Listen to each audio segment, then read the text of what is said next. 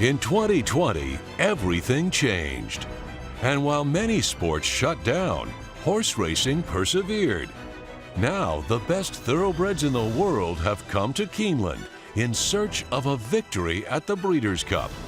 And TVG will bring you every moment as these contenders make their final preparations to compete on racing's biggest stage. Welcome to Breakfast at the Breeders' Cup. As it has been said for generations, the sun will rise tomorrow. It's morning again in Lexington, Kentucky, and the horses are prouder, stronger, and getting better with each work as they head towards their championship moments, the 2020 Breeders' Cup at Keeneland Racecourse. Welcome to Breakfast at the Breeders' Cup, brought to you by WinStar Farm and Keeneland. I'm Todd Trupp on site, and the preparations continue even after a major moment yesterday, the post-position draws of all 14 championship races. Last night, after the draw, I had a chance to see trainer Bob Baffert, who obviously has big chances throughout a number of races, but the biggest race of all, where he has 3 serious contenders in the Breeders' Cup Classic. I asked him how his trip was and whether or not we'd be seeing him at the track this morning. He said, "I'll be there, but I don't have any horses." What had happened? A delay. There had actually been a problem with the flight out here. His horses won't get in until 1 or 2 in the afternoon. It just goes to show you, you can't let your guard down as a trainer. There is always something to deal with. Helping us deal with all that's going on around the Breeders' Cup, our entire team here for Breakfast at the Breeders' Cup. On site with us in Lexington, Kentucky, Joaquin Jaime, Gabby Gaudet, Scott Hazelton, and over at Churchill Downs in Louisville, Kentucky, Caton Bradar, and from his home in Southern California, it's Simon Bray. But we start our day with you, Joaquin.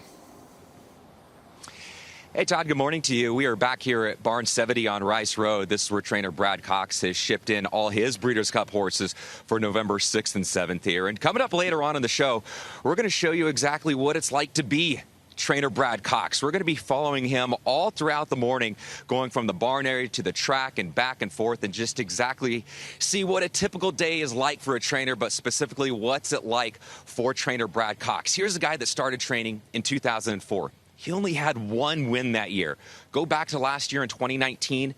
He won over 230 races and earned over $17 million in purses, by far a career best season for trainer Brad Cox. So we're going to be periodically checking in throughout the day and see exactly what is going on with his day. Scott Hazelton, but he's got horses to manage here at Keeneland Racecourse. He's got horses to catch up on over at Churchill Downs. He's got a string over at Ellis Park. He's got runners later on today at Indiana Grant Scott, and he also has to check in on his New York runners over at Belmont Park. So Scott, what you would think is going to be a lazy Tuesday leading into Breeders' Cup weekend, that is not the case for trainer Brad Cox. Yeah, lazy is not in the verbiage of any trainer, especially at the level of Brad Cox, and it's certainly a good problem to have. He's going to actually be sending out Aunt Pearl onto the turf course around 9:30 this morning, as she'll be set to gallop around the Keeneland grass course, one of the leading contenders for the Breeders' Cup Juvenile Fillies. We've been down here at the training track, Gabby Gaudet. We've already seen a host of European horses that have been out here training and have picked up their training a little bit from what we saw yesterday. Also, Gabby saw Wildman Jack, one of the leaders out on the West Coast, looking to stamp himself as the best turf sprinter in North America in the Breeders' Cup Turf Sprint. He was out here on the training track for Doug O'Neill.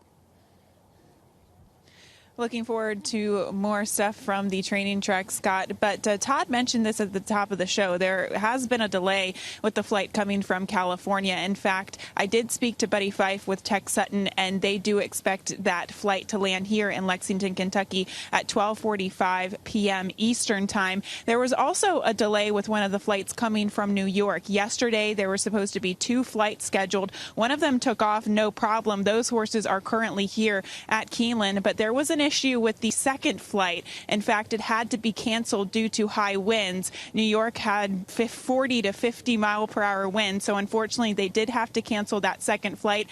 That flight is now scheduled to come to Lexington, Kentucky by 6:30 p.m. So we'll keep an eye out on that and try to get more information. But on that flight, at least 2 horses on the undercard for trainer Chad Brown and Halliday for trainer Todd Pletcher as well. So some of those Breeders' Cup horses from Belmont will not be here until later this evening. That's the news here at Keeneland, but for more at Churchill Downs, we'll check in with Caton Bradar. Just a handful of horses left here amongst the Breeders' Cup contenders, and most of them have already been out on the racetrack. The first one to hit the track when it opened at 5:20 this morning was War of Will and Spanish Love Affair for the Mark Casse barn, and the last one out before the track closed for the renovation break, still out here, Got Stormy. We do expect to see a couple more during the designated time period at 7:30 Eastern Time, among them Hog Creek Hustle and Classic Contender Tom's D'Etat. But this, the penultimate day of training here at Churchill Downs, I don't even think tomorrow morning they'll have that special designated break at 7:30, because most of the work has to be done bright and early, first set, before the entire team packs up and ships out across town over to Keeneland. Todd? Kaiten, thank you. Simon, I want to get your impressions, a quick impression before we get right out onto the racetrack here, about the post position draw yesterday, specifically as it relates to the Longines Breeders' Cup Classic. There was kind of a collective groan amongst those of us watching when Tiz the Law drew post position 2. We saw that as a negative. What did you think?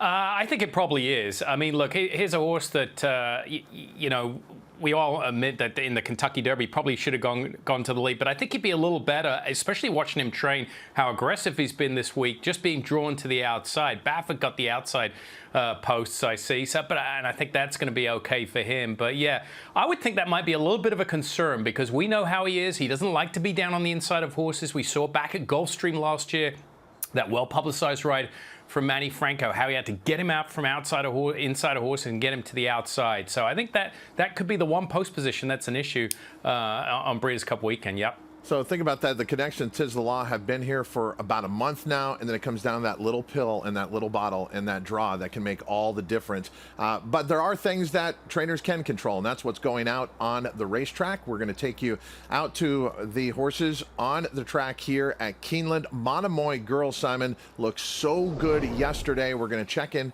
with her this morning. There she is, as she has been installed, obviously, as one of the favorites for the Longines Breeders' Cup Distaff.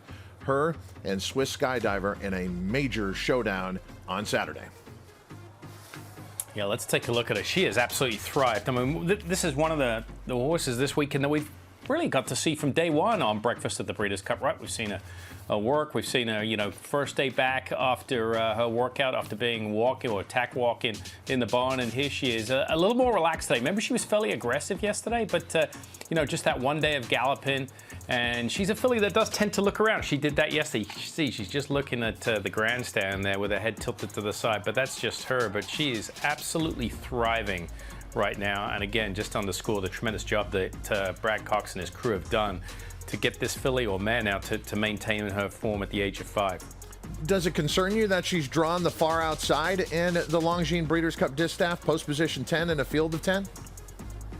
I don't think so. I mean, she's won from the far outside post. She's had a couple of big victories on her resume when she's been drawn to the far outside, so I don't think that's an issue at all.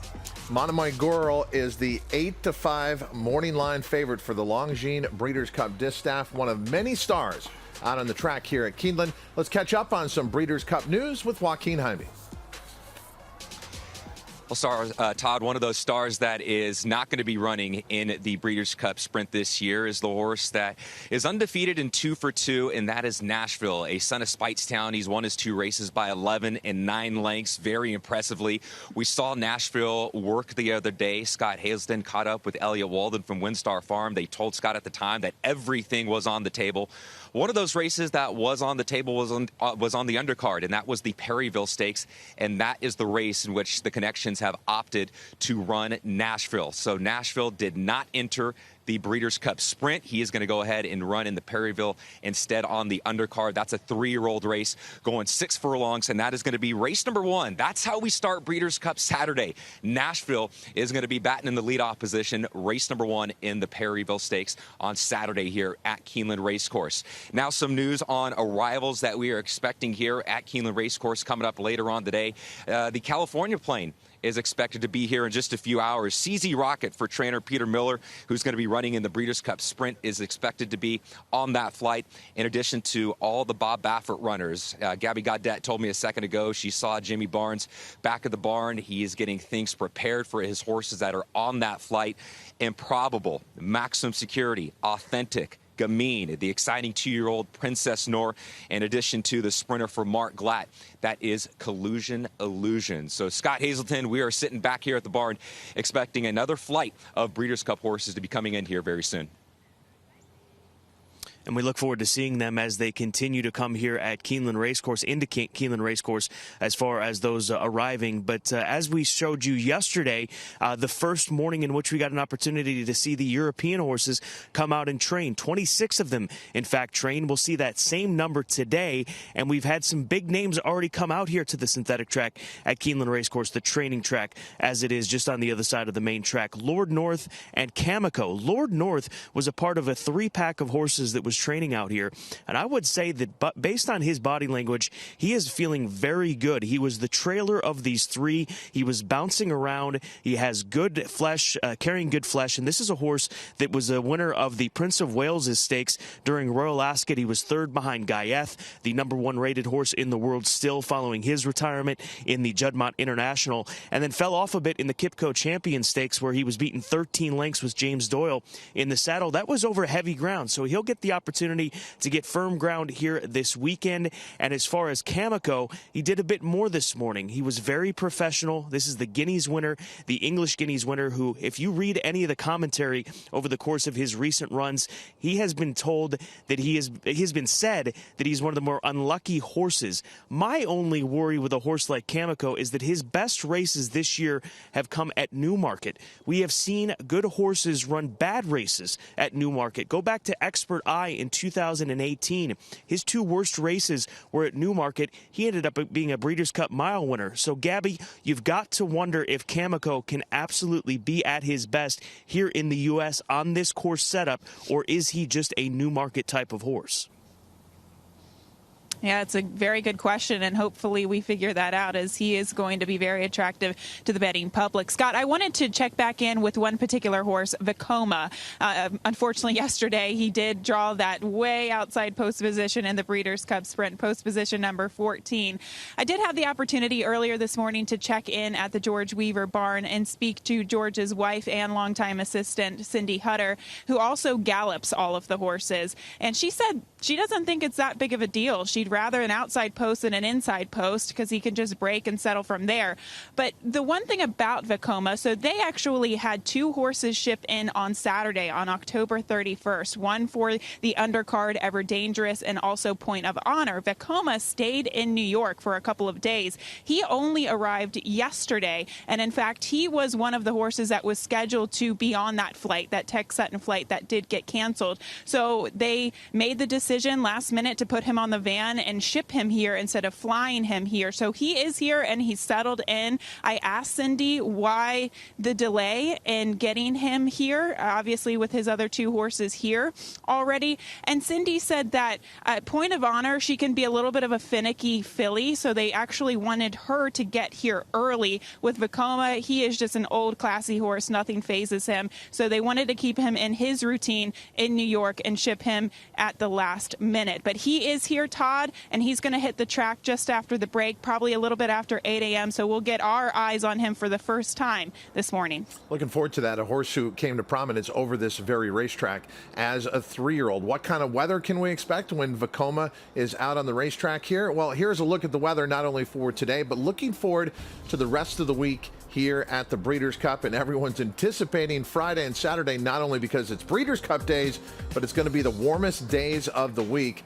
Absolutely perfect 2 days that even San Diego, California would envy. As far as today, still a little bit cool, but a lot better than the day before. So building up both weather-wise as well as anticipation to huge days of racing. Friday, Future Stars Friday, 5 Breeders' Cup Championship races, and then Saturday, 9 Breeders' Cup Championship races, 12 races overall. Back out on the racetrack, it is Cowan preparing for the Breeders' Cup Juvenile Turf Sprint. And Simon, we're getting a better look at the pony horse than we are at Cowan, but we have seen Cowan and this week, and with these 2-year-olds and preparing for races on the turf, it's going to be fascinating to see how this turf ultimately ends up after these cooler temperatures and kind of thawing out itself.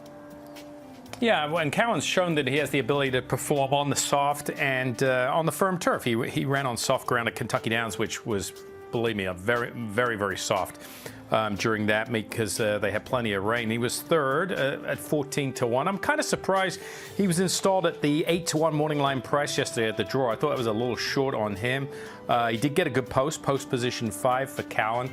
But we've watched him a couple of times this week, and he's, as I mentioned before, it's amazing to me when you know we put blinkers on a horse for them to relax, but for them to show a little more speed. As we look at trainer Bill Mott in the background looking on, you can see all these other trainers around the track, not only looking at their horses, but looking at the competition as well, or just taking in the view of the other horse. There he is. Look, he looks great, but more often than not, you don't see this situation, Todd, when you put blinkers on a horse. It takes away the speed from him, and that's exactly what happened here. So blinkers and turf, this horse has learned to relax a little bit. Cowan, a son of Cantheros, out of the Smart Strike mare Tempers Flare, bred by Hillendale Equine Holdings here in the Commonwealth of Kentucky. That was for you, Bob Feld. Drinks up, my friend. And trained by Steve Asmussen, Cowan preparing for the Breeders' Cup Juvenile Turf Sprint. Speaking of drinking, and by the way, that was a reference. On social media, it was said the best drinking game is every time Todd Schrupp says Commonwealth, take a shot. You'd have a lot of shots during the show. And here's a good way to do it. Through the 2020 Breeders' Cup Limited Edition Maker's Mark bottle. Earlier this year, Breeders' Cup and Maker's Mark announced the 2020 Maker's Mark bottle would feature legendary Keeneland and Breeders' Cup president Ted Bassett III. The proceeds will support Old Friends National Museum of Racing and Hall of Fame and, just as importantly, the Racetrack Chaplaincy of America's COVID-19 relief efforts. Go to breederscup.com/charity for champions for more info. But that's not it. How about this? A commemorative bottle from Maker's Mark yet again, but this one benefiting the Permanently Disabled Jockeys Fund, and that bottle is on sale now at select retailers in Kentucky. More coming up on Breakfast at the Breeders' Cup, brought to you by WinStar Farm and Keeneland. We'll be back right after this.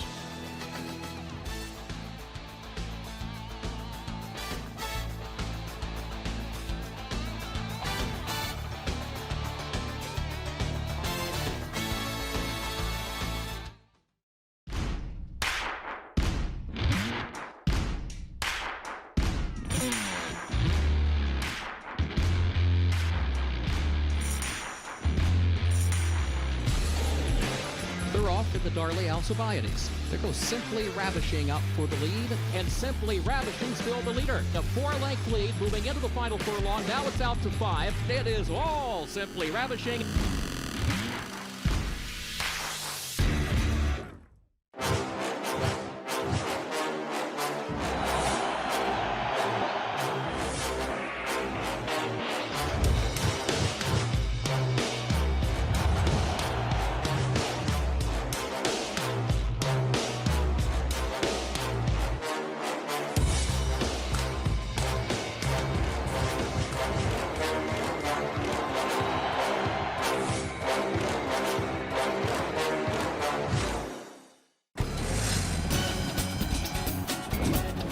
Hey everybody, I'm Ken Rudolph with your Lane Gen Farm Weekly Preview. Watch the Breeders' Cup races on TVG and TVG.com. Early Friday, start with Keeneland's undercard leading into the Breeders' Cup Future Stars Friday. Then, on Championship Saturday, it's going to be so epic. Load up your account and fire away. Make sure to watch all the great racing action and wager with TVG.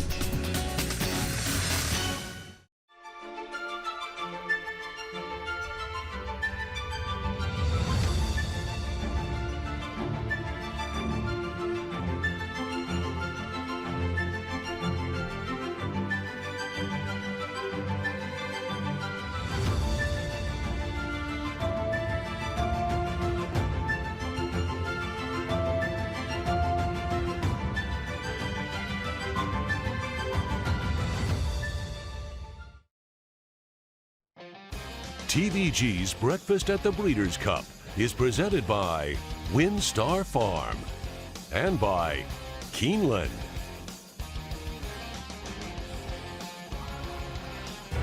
and they're into the stretch, and it's Accelerate, and on the inside, Mendelssohn Thunder Snow, roaring up between those two as they arrive at the 8th pole. Then Yoshida, Axelrod, Ganavera's closing in late. It is Accelerate. He's coming down to the 16th pole in front. Thunder Snow on the inside is next. Then Mendelssohn, Ganavera, and Yoshida on the far outside. They're coming to the wire, and Accelerate wins the Breeders' Cup Classic for John Sadler. Accelerate Breeders' Cup Classic winner and an impressive runner in the West Coast. He beat a very good group of runners, as you would expect, in the Breeders' Cup Classic at Churchill Downs, and now he stands at stud right here at Lanes End Farm. That Breeders' Cup Classic win coming 2 years ago at Churchill Downs. It also gave a horse player, Chuck Grubbs, the win in the Breeders' Cup Betting Challenge. He was sitting well back of the pack and then put it all on Accelerate in a beautiful play that led him to nearly $500,000 in total earnings. The Breeders' Cup Betting Challenge here once again at this Breeders' Cup with $1 million in prizes. But it is the prize money of the Breeders' Cup Classic, $6 million, the biggest race of 2 championship days. And yesterday, post positions drawn, a field of 10. The morning line favorite, Improbable, trained by Bob Baffert at 5-2. The morning line second choice, Maximum Security, trained by Bob Baffert, is sitting up there. And Tiz the Law, actually the official second choice at 3-1. Simon, Improbable's been doing everything right in the mornings, but let's talk about the fact that Bob Baffert, all 3 of his horses draw to the outside here. He still has the Kentucky Derby winner in Authentic. How do you think Authentic has been doing coming into the Longines Breeders' Cup Classic? I think he's doing good. I think you know, they're going to have to work out some sort of strategy here out of the gate. It's not often that you're entering 3 horses, let alone them all being pretty much drawn next to each other to the outside. So my guess is, you know, they're not going to let all 3 try and go to the lead. Probably all did here in the Kentucky Derby and get to the lead, albeit the fact that maybe he was handed the lead somewhat this day. But I think that's his style of running. I don't think you want to take anything away from him like that. He seems to be a little better when he's on the lead. All his wins have been in gate-to-wire fashion. So I think he's going to go. And then Improbable can work out a nice trip from that outside post. Hopefully he can, you know, maybe be loaded, one of the last ones to be loaded there, which might help his gate issues as well. This is a look in the mornings, a little hard to see, but Authentic. We caught working Saturday, Halloween Saturday, October 31st, going 5 furlongs in 59-3. Authentic, one of 3 horses for trainer Bob Baffert, but you talked about Improbable with his post position draw. Improbable with post 8, he can take advantage of his big late run, and that was something that we saw in the Awesome Again, giving him 3 consecutive Grade 1 wins coming into the Longines Breeders' Cup Classic. And I know I love this performance last time out. One of the horses that he was going by and was left in his jet wash was Maximum Security. I tell you what I liked about this performance is the fact it showed a new dimension, right? I mean, we're figuring something out here at the age of 4 in start number 14. He didn't usually come from that far back, right? I mean, he's always been sitting close to the pace, never more than 2 to 3 lengths off the lead in the early stages. At one point, he was 6 back and detached from the main body of the field here. You know, it was by design, but I think that he's found a new dimension with that running style, and I think it's going to bear well for him here in the Breeders' Cup Classic. To me, he's one of the highlights of the week as far as workers go. I mean, this is him here this past weekend. Look at him just absolutely reaching over the ground there. Got a beautiful stride. Very, very fluid. Style points, I mean, he's going to get a 10 out of 10. And I think with that new running style and the pace scenario that could shape up, and his outside draw, the off-the-pace move is going to be very beneficial for him. So think about this for a moment. He's won 4 Grade 1 races, but that wasn't until recently. So when we're talking about this horse coming into his own, it's right there in front of you. His last 3 starts, 3 of those 4 Grade 1 wins, including, as you saw, the Awesome Again out at Santa Anita. Improbable drawing post position 8 and the 5-2 morning line favorite for the Longines Breeders' Cup Classic. Kind of forgotten about for the Bob Baffert horses, Simon, is Maximum Security. Yeah, I mean, he's kind of come under the radar. It's kind of crazy, really, because, you know, this is a horse that we all know the ups and downs and what he's been through, but he had a great summer. out west in California, winning the Pacific Classic, TVG Pacific Classic, and he was just beaten this day. He was beaten fair and square in the Awesome Game. This is the TVG Pacific Classic you're looking at. Again, to me, he's a horse who's one-dimensional. All his wins have been on or very, very close to the lead. I mean, he sat second last time out and third most of the way in the Awesome Again, and he couldn't get by Improbable, or Improbable got by him, I should say, from off the pace. But the one thing I will say, he's working extremely well. Maybe something's changed with him in his demeanor. Remember, he was a very lazy workhorse. He just went about his business and did what he had to do. But I see a little bit of a difference here in what we've seen on Breakfast at the Breeders' Cup. More willing participant, moving very, very well. But he's going to get locked up in that pace duel, I think, with his stablemate Authentic and a couple of others down to the inside. The pace could be a real issue for him. 3 horses for trainer Bob Baffert, 1 horse for trainer Barkley Tagg, but a great horse in Tiz the Law. Beaten favorite in the Kentucky Derby, decided to pass on the Preakness and train up here to the Breeders' Cup. This is a look at his Triple Crown race win, the Belmont Stakes, which started off this year's Triple Crown series. And he was fantastic, Simon, and he would go on from this to be even better in the Travers. Is there a possibility that he was so good in the Travers he regressed a little bit in the Kentucky Derby? I mean, there is a possibility, and we've kind of touched on it, with our Barkley Tagg interviews earlier this week, saying that he runs slightly better when he's a fresh racehorse, and he had a quick turnaround. That's the most sort of consecutive races he'd reeled together, right? The Belmont, the Travers, and the Derby. 3 testing races from June to September. I think he's a horse that's going to relish a little bit of time in between starts.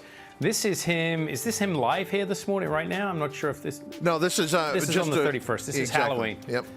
Yeah, this is Halloween. So, I mean, he's been training well, but you can see how aggressive he was yesterday. This was him on the 31st, just working the other day. A very good workout. But I think to answer your question, that, I think maybe the Travers caught up to him going into the Derby, and he's going to appreciate a little extra time between the Derby and the Breeders' Cup Classic. For more, let's check in with Gabby. She's trackside. Gabby, what you got? Simon, yes, just to speak a little bit more about Tiz the Law, he is a horse that runs better fresh. Barkley Tagg has said that before in the past, and he even considered that last year, bypassing the Breeders' Cup Juvenile to keep him fresh going into his last race of the year, which was in the Grade 2 Kentucky Jockey Club. Now, this horse, just watching him in the morning, he looks very happy, he looks very confident, and he has been very strong. So you have to consider that, and with the post position, with his post draw down on the inside. Barkley Tagg has said before in the past that this is a horse that doesn't necessarily like to be covered up.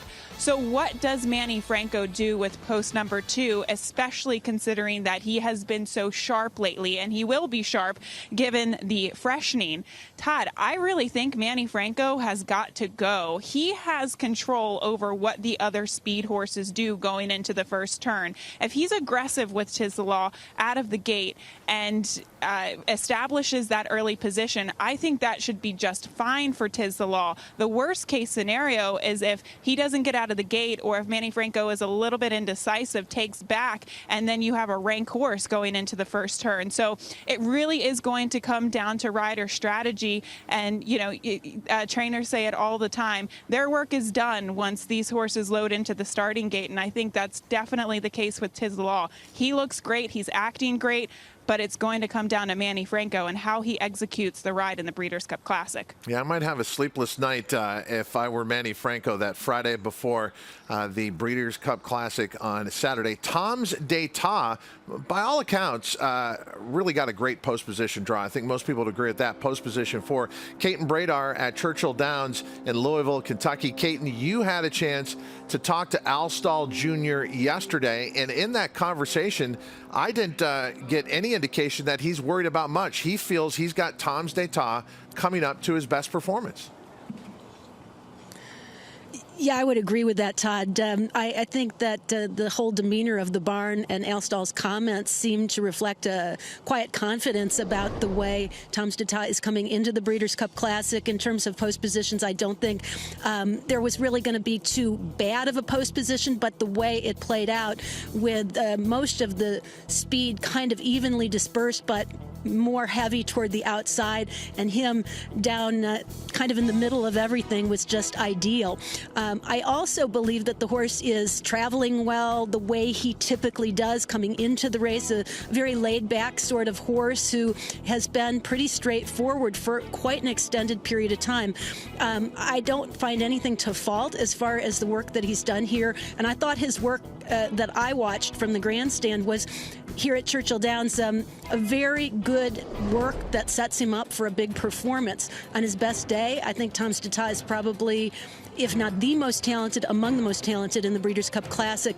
But for me, even though it's not a doubt in the stall barn, you have to wonder. He's been off for 3 months, off of a very troubled trip, to say the least. His start in his most recent out 3 months ago was somewhat disastrous. So there's a confidence factor. Tom Stata didn't have much training after that race for quite a period of time.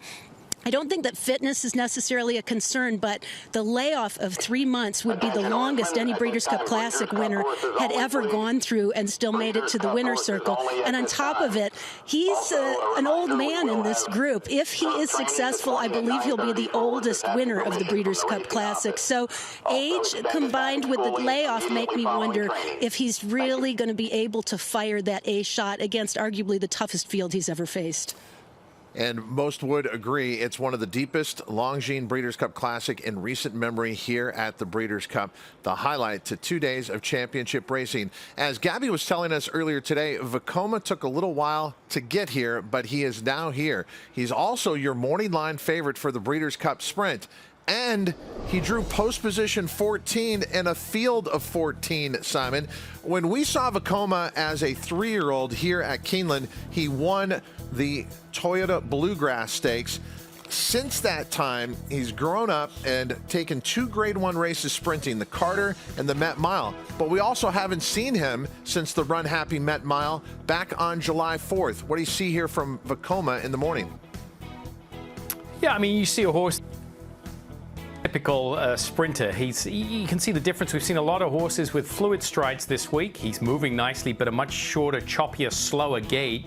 And that kind of goes hand in hand with these types of sprinters. He's got a funny way of traveling at a higher pace. Remember when he won the Bluegrass, you could see, you know, he kind of splays out in front. His left and right front leg kind of splay out a little bit, and that's just a conformation defect. Obviously, he can run with it. Just makes it slightly awkward to the eye. But I tell you what, I mean, take out, you know, look, I don't want to take out his Bluegrass win, but take out the 2 turn efforts in the Derby. That was an excuse there, and the Fountain of Youth. He's undefeated around 1 turn. I mean, he's a very, very good racehorse and very, very talented. And George Weaver's done a great job, you know, after that disappointing effort in the Derby to getting him back to the top level. I mean, he is coming in here with excellent credentials, and I think he's going to love this setup here. And he got well, the problem is he got a far outside post, right? Didn't he get post 14 as I look down at my notes? So yes, he got 14. That could be the only issue for him. Yeah, that could be the only issue for him. Vekoma took him a little while, but he is now here in Lexington, your favorite, morning line favorite for the Breeders' Cup Sprint. We'll continue to keep an eye on Vekoma, other horses out on the track, and turning our attention to Future Stars Friday, a new mandate preparing for the Breeders' Cup Juvenile Turf presented by Coolmore, America's Ashford Stud. Yeah, new mandate ships in for from the Europeans here, and this is a horse that's really started improving the latter half of the season. You know, he won the Royal Lodge Stakes. That's a new market. It used to be for years. That was run at Royal Ascot, but that's a very good race to win. He was favored that day and has put together a nice 3-race win streak here. Look, distance is not going to be an issue. The ground is not going to be an issue for him. So, yeah, you know, you're just always concerned and about how these horses have shipped over here. But look, you can see he's paying attention to his new surroundings. His ears are straight up. He's very alert. This is all probably new to a very young horse that's never flown before. I mean, he's traveled obviously throughout England there to the various racetracks, but never been on an airplane, never probably been around a circular track like this. So he seems to be handling it pretty well, in my opinion. New mandate preparing for the Breeders' Cup Juvenile Turf presented by Coolmore America. We have a tree shaker talking about Kate and Bradar with Tom Amos at Churchill Downs. Yeah, and he's been clocking all the activity. Believe me, Todd. We were just remarking, Tom Amoss and I, that Serengeti looks fresh and she looks sharp. Tom, what are you seeing? Well, look, she likes her work. She likes her job a lot. And when she gets on the track, she gets after it. She's got a very good understanding of what she's doing out on the racetrack. And she also anticipates when she's going to run. And Serengeti Empress knows it's getting close.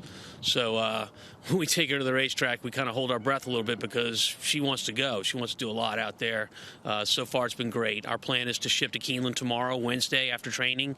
We'll do a little galloping over the track there, getting used to the paddock. And then Saturday's the day.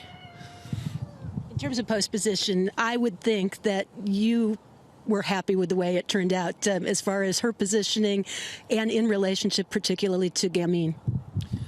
Yeah, I actually think that that post position didn't serve us well, and particularly it didn't serve Gamine well. So Gamine's down towards the rail in the 2-hole, and I'm only guessing, but my thought would be that they have to go from there, from the 2-hole. So not only do they have to go, there's no secret to what our game plan is. We go as well. I would rather be inside of Gamine if she's going to go. I'm not. We're to the outside of her, but Serengeti Empress is very, very quick on her own accord. And our plan is no secret. We're going to take it to the field, take it to Gamine, and we're going to try and get in front of her early, not just be alongside of her. So we'll see how it plays out. So, Tom, is that why you would rather be inside of her than outside, just because of the ease of trying to get the advantage on her early? Yeah, two things. I think if Gamine is outside, they would be more. They would consider more a stalking trip. Of course, look, let's not forget. I'm just speaking for the connections. I don't know what their game plan is, but I'd be much happier if they were considering a stalking trip. I don't think they're going to be. And certainly if they're going to go, whether they're in post position 2, which they are away on the outside, I'd rather be inside of her because the shortest trip home is against the rail. She's done so much already. Tell me about confidence level going into this race as opposed to, say, some of her bigger tests today. Well, I'm just going to talk about it from a personal standpoint. Serengeti Empress has been so important to me and to the stable.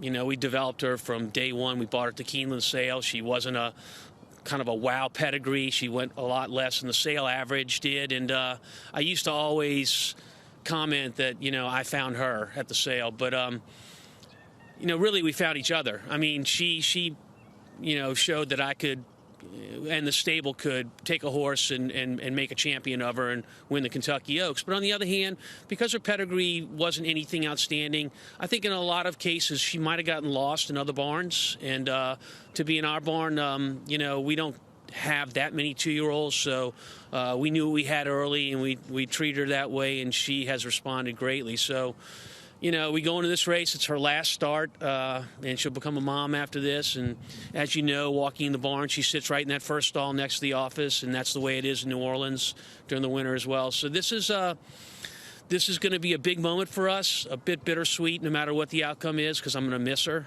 so much. But these races, the Breeders' Cup, that's where champions are made. That's where legends can sometimes be made. So we've got a lot of hope and a lot of confidence that Serengeti Empress can be a name that's talked about. We want her to be a name that's talked about. So we'll see how it goes. She's already been a name that's been talked about a lot, a quality filly. Well done, Tom.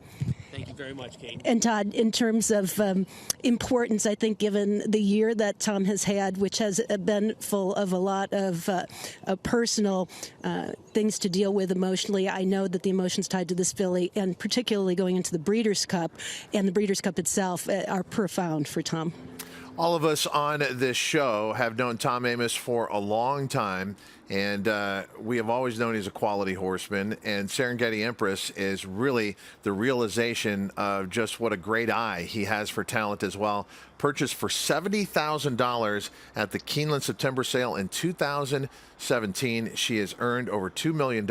She'll make her final start in the Breeders' Cup Filly and Mare Sprint. Serengeti Empress in the showdown with Gamine, Venetian Harbor, and others. What a Saturday it will be here at the Breeders' Cup. We got much more coming up on this Tuesday. Out on the track, Harvey's Little Goyle preparing for the Breeders' Cup Filly and Mare Turf under the watchful eye of trainer Bill Mott. More coming up on TVG's Breakfast at the Breeders' Cup, brought to you by Windstar Farm and Keeneland.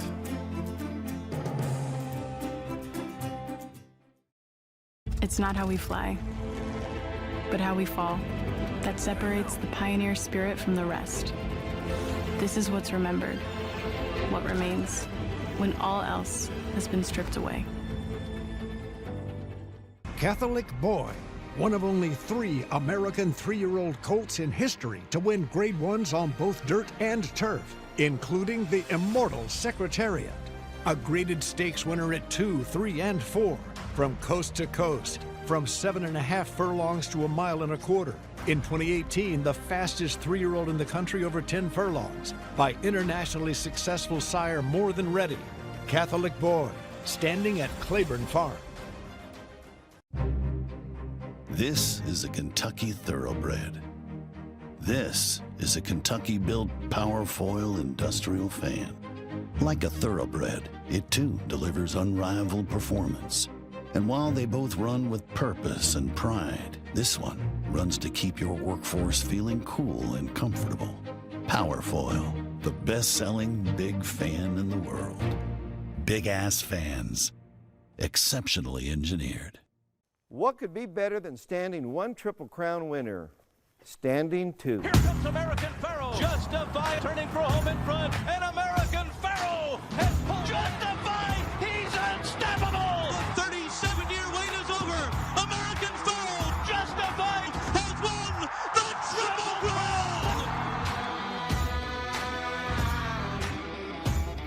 Coolmore, America, home of Triple Crown champions. Introducing the Equibase app with all new features, including Smart Pick, smart handicapping made easy. Choose your track, choose your race, and then go to Smart Pick. Select your level of risk, the size of your wager, and which of these 3 strategies you want to emphasize. Smart Pick will then tailor your very own selection and bet amount. It couldn't be easier. Smart Pick, one of the exciting new features in the Equibase app. Download it free of charge today. The perception of Lane's End out there is a farm that makes classic stallions. When it comes down to it, the horses do the talking for you.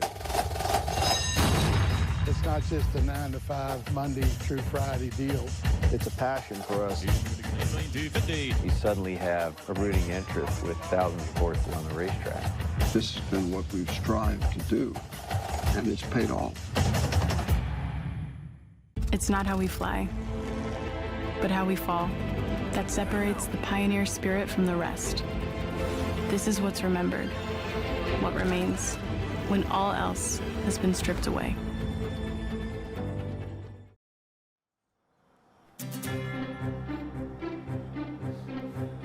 A look around the countryside here near Keeneland Racecourse. Horses everywhere you look, and some of the best horses in the world will be here for 2 championship days of racing. Keeneland Racecourse, host of the 2020 Breeders' Cup, this Friday and Saturday. Journeyman rider Aaron Greider announced just a few weeks ago that his final meet would be at Del Mar. But before he decides to hang up his saddle, he talked with Christina Blacker about the various uses of saddles at the racetrack. Wanted to give you a little horse racing 101 here, and we're going to talk saddles. Joining me to help out is jockey Aaron Greider. Aaron, thanks for the time, first of all. We're going to start biggest to smallest here with the Western saddle. So describe to me a Western saddle, how you would be seated in a Western saddle, and the relation of the stirrups to your legs. Well, a Western saddle in weight is much heavier than the English saddle or the jockey saddle. This probably weighs about 35 to 40 pounds, some of them. And, you know, and when you're sitting in a Western saddle, as you can see, it's got somewhat of a seat in it. You basically are in your seat the most of the time. When you're here, you're sitting down, you're very upright, your stirrups are long, and the horses take their commands from your legs much more than they do as a jockey. We don't use that because we're on top. higher up, but they definitely respond to your leg, the pressures that you do, different things that you want them to do. So you have to be trained as a rider so much different to be in a Western saddle, but you're basically in the seat most of the time in an upright position. Okay, we're going to move next to the English saddle, and this is what we're going to see on a lot of the exercise riders that we're watching breeze a lot of these Breeders' Cup horses. And I've noticed that some of the exercise riders ride a little long, some of them ride short. What's the difference? What's the preference? And how would you describe this saddle? Well, this is a saddle that's somewhat in the middle between the jockey saddle and the Western saddle, but in this saddle, you're not as much in the seat of it. You might post in it a little bit when you're going off in a jog, but once you're in a gallop, you're pretty much upright. You would be a little bit more forward with your hands on the withers. And in this saddle, you can move your stirrups. Some people feel better riding long. You'll look at horses that are just galloping. You'll see them with a little bit longer stirrup. As they are out there breezing and working out there, you'll see a lot of the exercise riders that'll shorten their stirrups, more of a posture of what a jockey does, being more balanced on the top. But when you're using one of these saddles, again, they use a lot of the leg pressure to communicate with the horse, especially some of the tough ones. They can kind of wrap their legs around them and kind of guide them that way. So this is much different than the jockey saddle. If, for example, you had a horse that was particularly strong and you're just out for a gallop, how would you want your stirrups and your saddle on that type of horse? Well, some people prefer them long and they have more control that way, but me as a jockey, I've only known one way, and it's riding short. I would still ride a little bit longer than what I do in the afternoons, but to me, that's where I get my leverage and where I have my comfort zone. But I think that a lot of people feel a little bit more comfortable with them long and letting the horse reach out a little bit more. And they usually come back to you. If they're tough, a lot of times it's not fighting them, just allowing them to get a little steam out, and then they'll come back to you. All right, as we get to the jockey saddles here, you've got two for us. Talk to me about these two, how much they weigh, how you ride, how short you ride, and how you control a 1,200-pound animal standing on your toes. Well, the jockey saddle is much different because, as I told you, they use the legs a lot on the English saddle and the Western saddle. We're in an aerodynamic position on the top of the horses where it's more about balance on top of them instead of using our legs to surround them. So it's about balance and becoming one with them. The less you move, the better it is. You go with their rhythm and their momentum. So as a jockey saddle, I ride fairly long. That might not look long to some people, but as a jockey, it's pretty long. I'm 5'6", so I'm taller than most jockeys, but there's some jockeys that'll ride extremely short.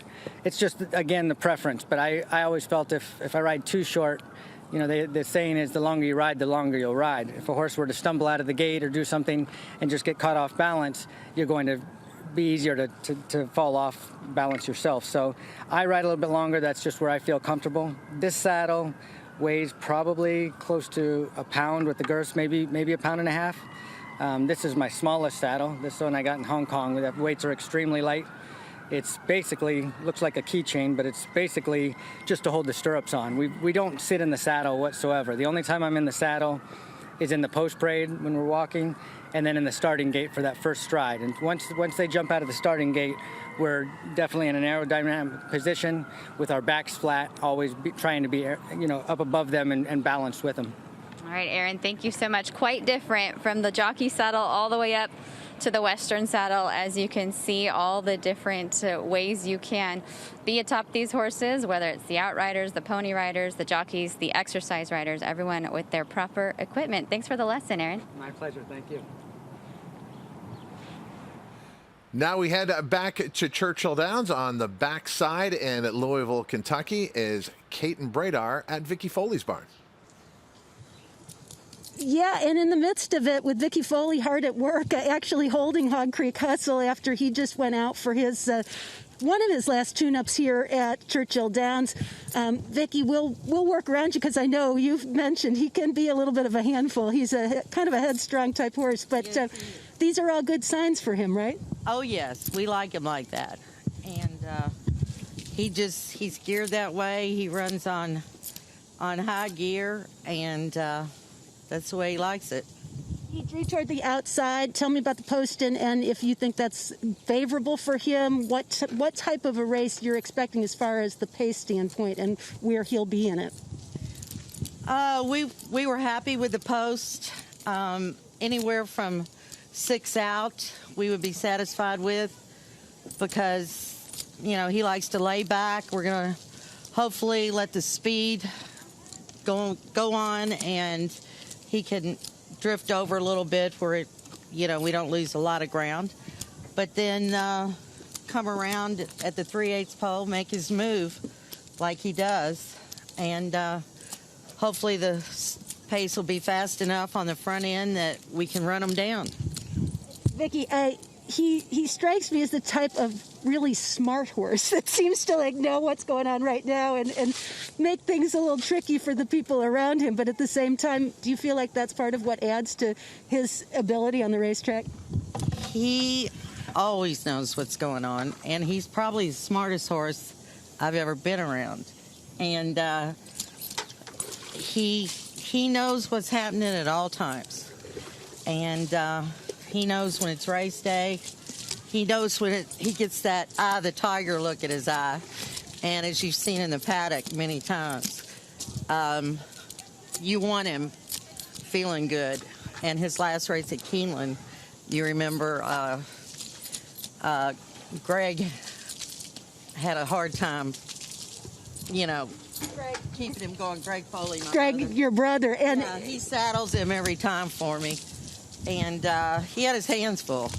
And Greg, I should mention, is right in the barn next door. It is a family affair, to be sure, here for the Foleys, and I'm sure a very special Breeders' Cup, made even more special by the fact that Vicki has a horse in it, and so does Greg with Wisconsin. Guys, I know we have to get back to you, but I have to tell you, especially for those of us who are here in Kentucky, it's a pretty meaningful experience to be represented that way by both Foleys in here, and you will see big efforts from both horses based on everything we've been seeing here at Churchill Downs from Wisconsin and from Hog Creek Hustle.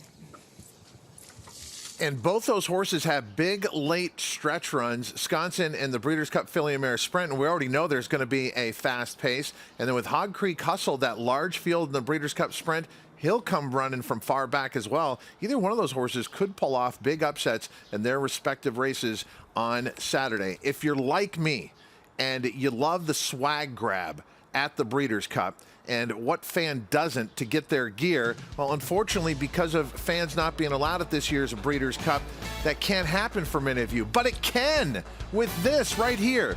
The Breeders' Cup, since fans cannot attend this year, is giving away 5 items every day through Championship Saturday. Here's how you do it. Play the My Breeders' Cup Merch Scratch-Off. Merch being short for merchant. That's how the kids say it. It's a game where, again, you go to breederscup.com, you scratch off and see if you are a lucky winner. And if you don't win, visit breederscupshop.com and treat yourself to some of the fabulous swag, some of the fabulous merch surrounding the Breeders' Cup. Check it out. The My Breeders' Cup Merch Scratch-Off game, giving away items each and every day. We have been here each and every day leading up to the Breeders' Cup. We'll be back with more, including a cup of coffee with Rosie Napravnik.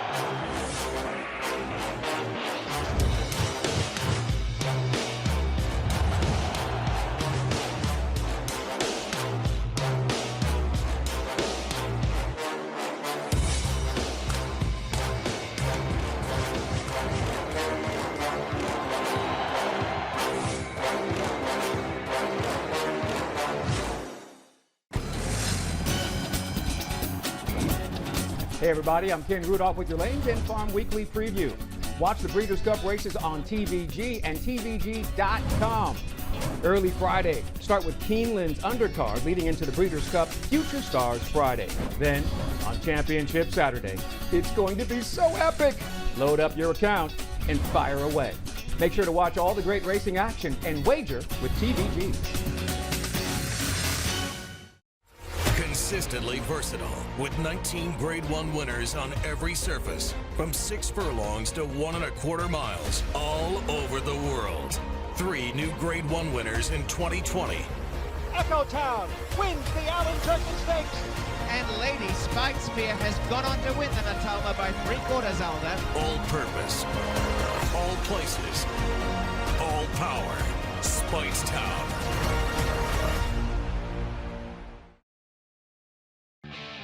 They're at the top of the stretch, and Untappable has taken the lead on the outside of Iotapa. Don't Tell Sophia is third on the far outside. Untappable into the final 16th in front.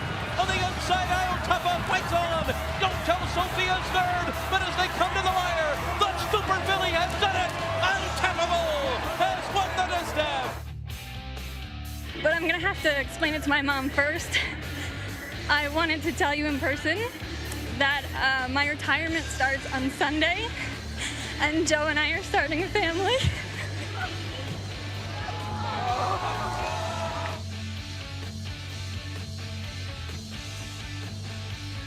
When it comes to moments away from the racetrack, that one is one that we'll be talking about for years and years to come, catching literally everyone off guard. Rosie Napravnik, at the height of her powers, at the first part of the trajectory of her career, saying, I'm walking away from the game after winning the Breeders' Cup Distaff with Untappable. But she's still very close to the game of horse racing. We catch up with her now in our cup of coffee. Kate and Bradar with Rosie Napravnik. All right, a Breeders' Cup of Coffee gives me an opportunity not only to catch up with old friends, but also to get inside. Rosie Napravnik, thank you for agreeing to meet us here for the coffee. And also thank you for bringing the coffee, Absolutely. I should say. Better to stop at Starbucks on the way. When I think Breeders' Cup moments and memories, one of the most poignant I remember is your Breeders' Cup moment, or at least your last Breeders' Cup moment. What do you remember about that whole day? That was such a crazy day. Leading up to that, first of all, I was riding the Amazing Filly. She was just so amazing, and I had never gone into a Breeders' Cup so confident, or being one of such a favorite. On Shanghai Bobby, he was the favorite, but it was a little bit of a different dynamic of the race. But she was really kind of one of the favorites, and there were some tough fillies in there, so it was, it's the anxiety of leading up to the race and wanting to do so well. But then for me, it was the anxiety of I wanted to end this so well, and also trying to decide how am I going to make this announcement. And I had I kept going back and forth, and I was like, well, I kind of want to do it in a TV interview so that people can hear it from me, and there won't be any rumors either way about what's going on, and it just be directly from me. So I had decided earlier in that day, and I texted my sister, I said, I'm just going to wait till Monday and put it out in the forum or something. And then, it was just such an incredible win. In that race, it was one of those races for a jockey where you have to be so confident that you're on the best horse so that you can allow yourself to be really wide and just stay out of the way and just ride your horse and, forgive yourself for losing all that ground and just have confidence that you have that much horse underneath you. And that was the battle of the whole race for me. It was I don't like being out here so wide, losing so much ground. I know where so-and-so is and this horse is, and I just had to believe that I was on the best horse, and I just absolutely was. So it was incredible. And then you were on the best horse. Untappable goes to the winner's circle. You greet everyone. Then you just spontaneously decide to make the announcement then? Yes, and I still owe all of my apologies to Lafitte for springing that on him. And the only reason that I didn't give him hey, I'm about to make this really big announcement is because I knew I could take it back right before the words came out of my mouth. But I'm gonna have to explain it to my mom first. I wanted to tell you in person that my retirement starts on Sunday, and Joe and I are starting a family. So I really hadn't ever told my mother that I was pregnant yet, And it was just a big swell of emotions. I mean, for me, you know, you can't write something like that down and say, and then I'll win the Breeders' Cup Distaff, and then I'll just mic drop and be out, you know. So, you know, it was like kind of one of those things that was too good to be true, and it was just a swell of emotions and just a storybook ending. So, and it was probably the most vulnerable moment in my life. So I actually get uncomfortable watching it. This past winter, when going to the fairgrounds to cover some races for TVG, someone told me, you got to check out the ice cream downstairs. I went to the ice cream. I found myself standing in line with Rosie Napravnik, Joe Sharp, and their kids. She's loving what she's doing. She heard a higher calling after that Breeders' Cup Distaff win, and she hasn't looked back. Our cup of coffee with Rosie Napravnik. Let's stay on our Breeders' Cup Distaff talk and take a look at this year's field for the Longines Breeders' Cup Distaff. Post positions drawn yesterday, a field of 10. Simon, it's been billed as a showdown between Monomoy Girl, who won the Longines Breeders' Cup Distaff 2 years ago, and then Swiss Skydiver, who is clearly the best 3-year-old filly in the country this year, coming off a win in the Preakness over the boys. But let's start with Monomoy Girl and most recently the La Trienne. Yeah, this was a very good performance again. She's only raced 3 times this year, but she's made nearly $500,000, and she's undefeated. So she's, you know, it's going to be a great matchup. This is heading up to be a very good race, including Harvest Moon, who's like the up-and-comer 3-year-old. You got Horologist and the consistent Ollie's Candy. It's going to be a very, very good race, competitive race, and I think you're going to see a big battle down the stretch. To your point at the top of the show, Monomoy Girl with that outside post, I don't think it's an issue. You know, I mentioned that she'd won a couple of big races with an outside draw, and be more specific, she won the Kentucky Oaks from post 14, and she was the Breeders' Cup Distaff winner a couple of years ago from post 11. So the draw is not an issue. She was 8 of 8 in the La Troyenne.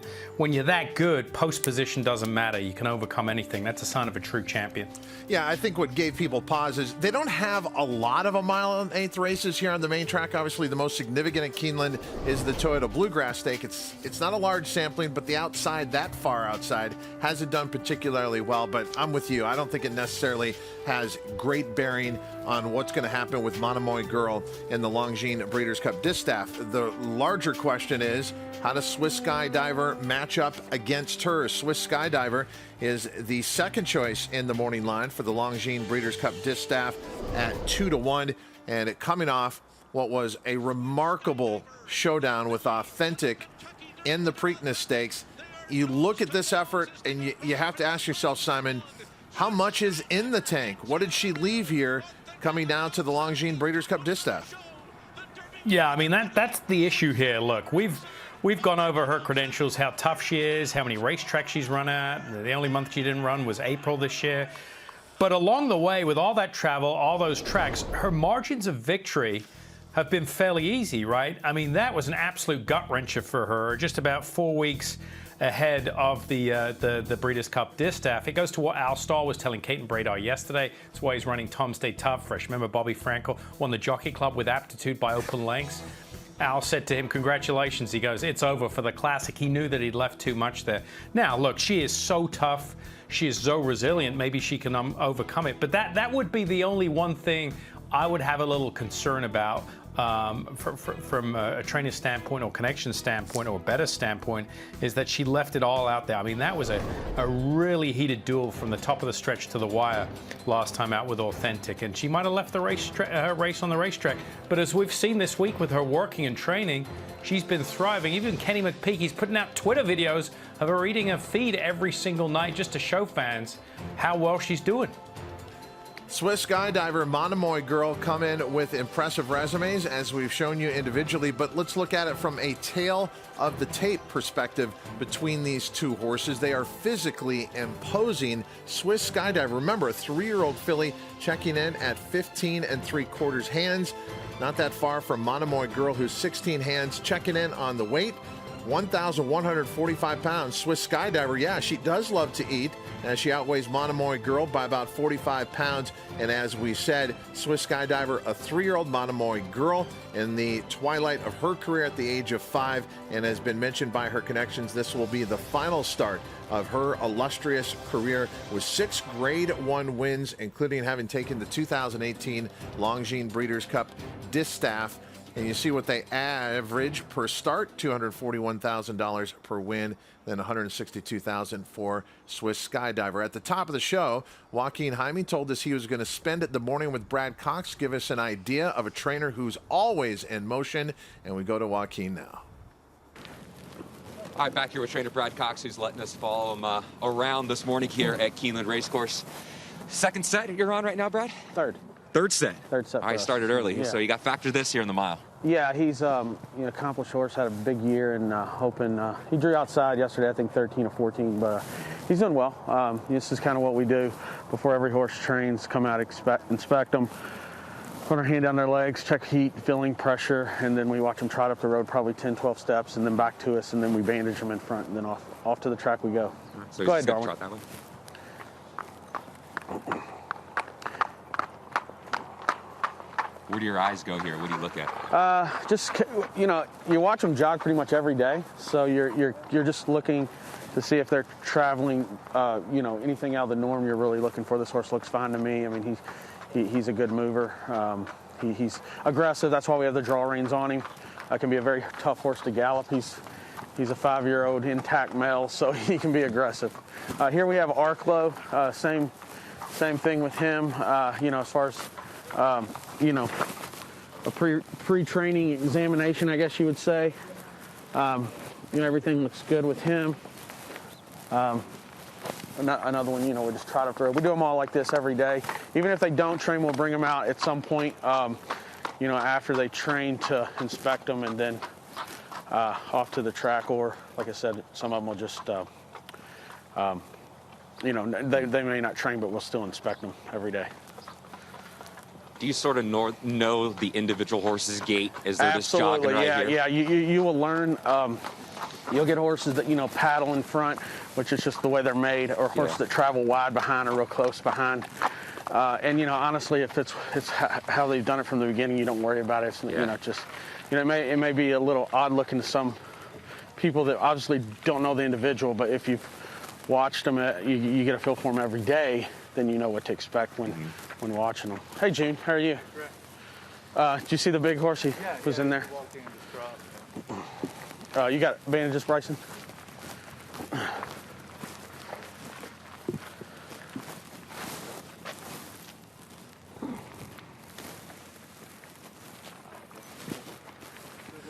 Simon, this is eye-opening for a lot of people because, we watch Brad Cox in the afternoons and we see the tremendous amount of success, and you look at the numbers that he has, the quality of the horses, and sometimes you leave it up to that. But what is very apparent, Simon, there is no such thing as a hands-off trainer. If you're a hands-off trainer, you're not going to be around very long.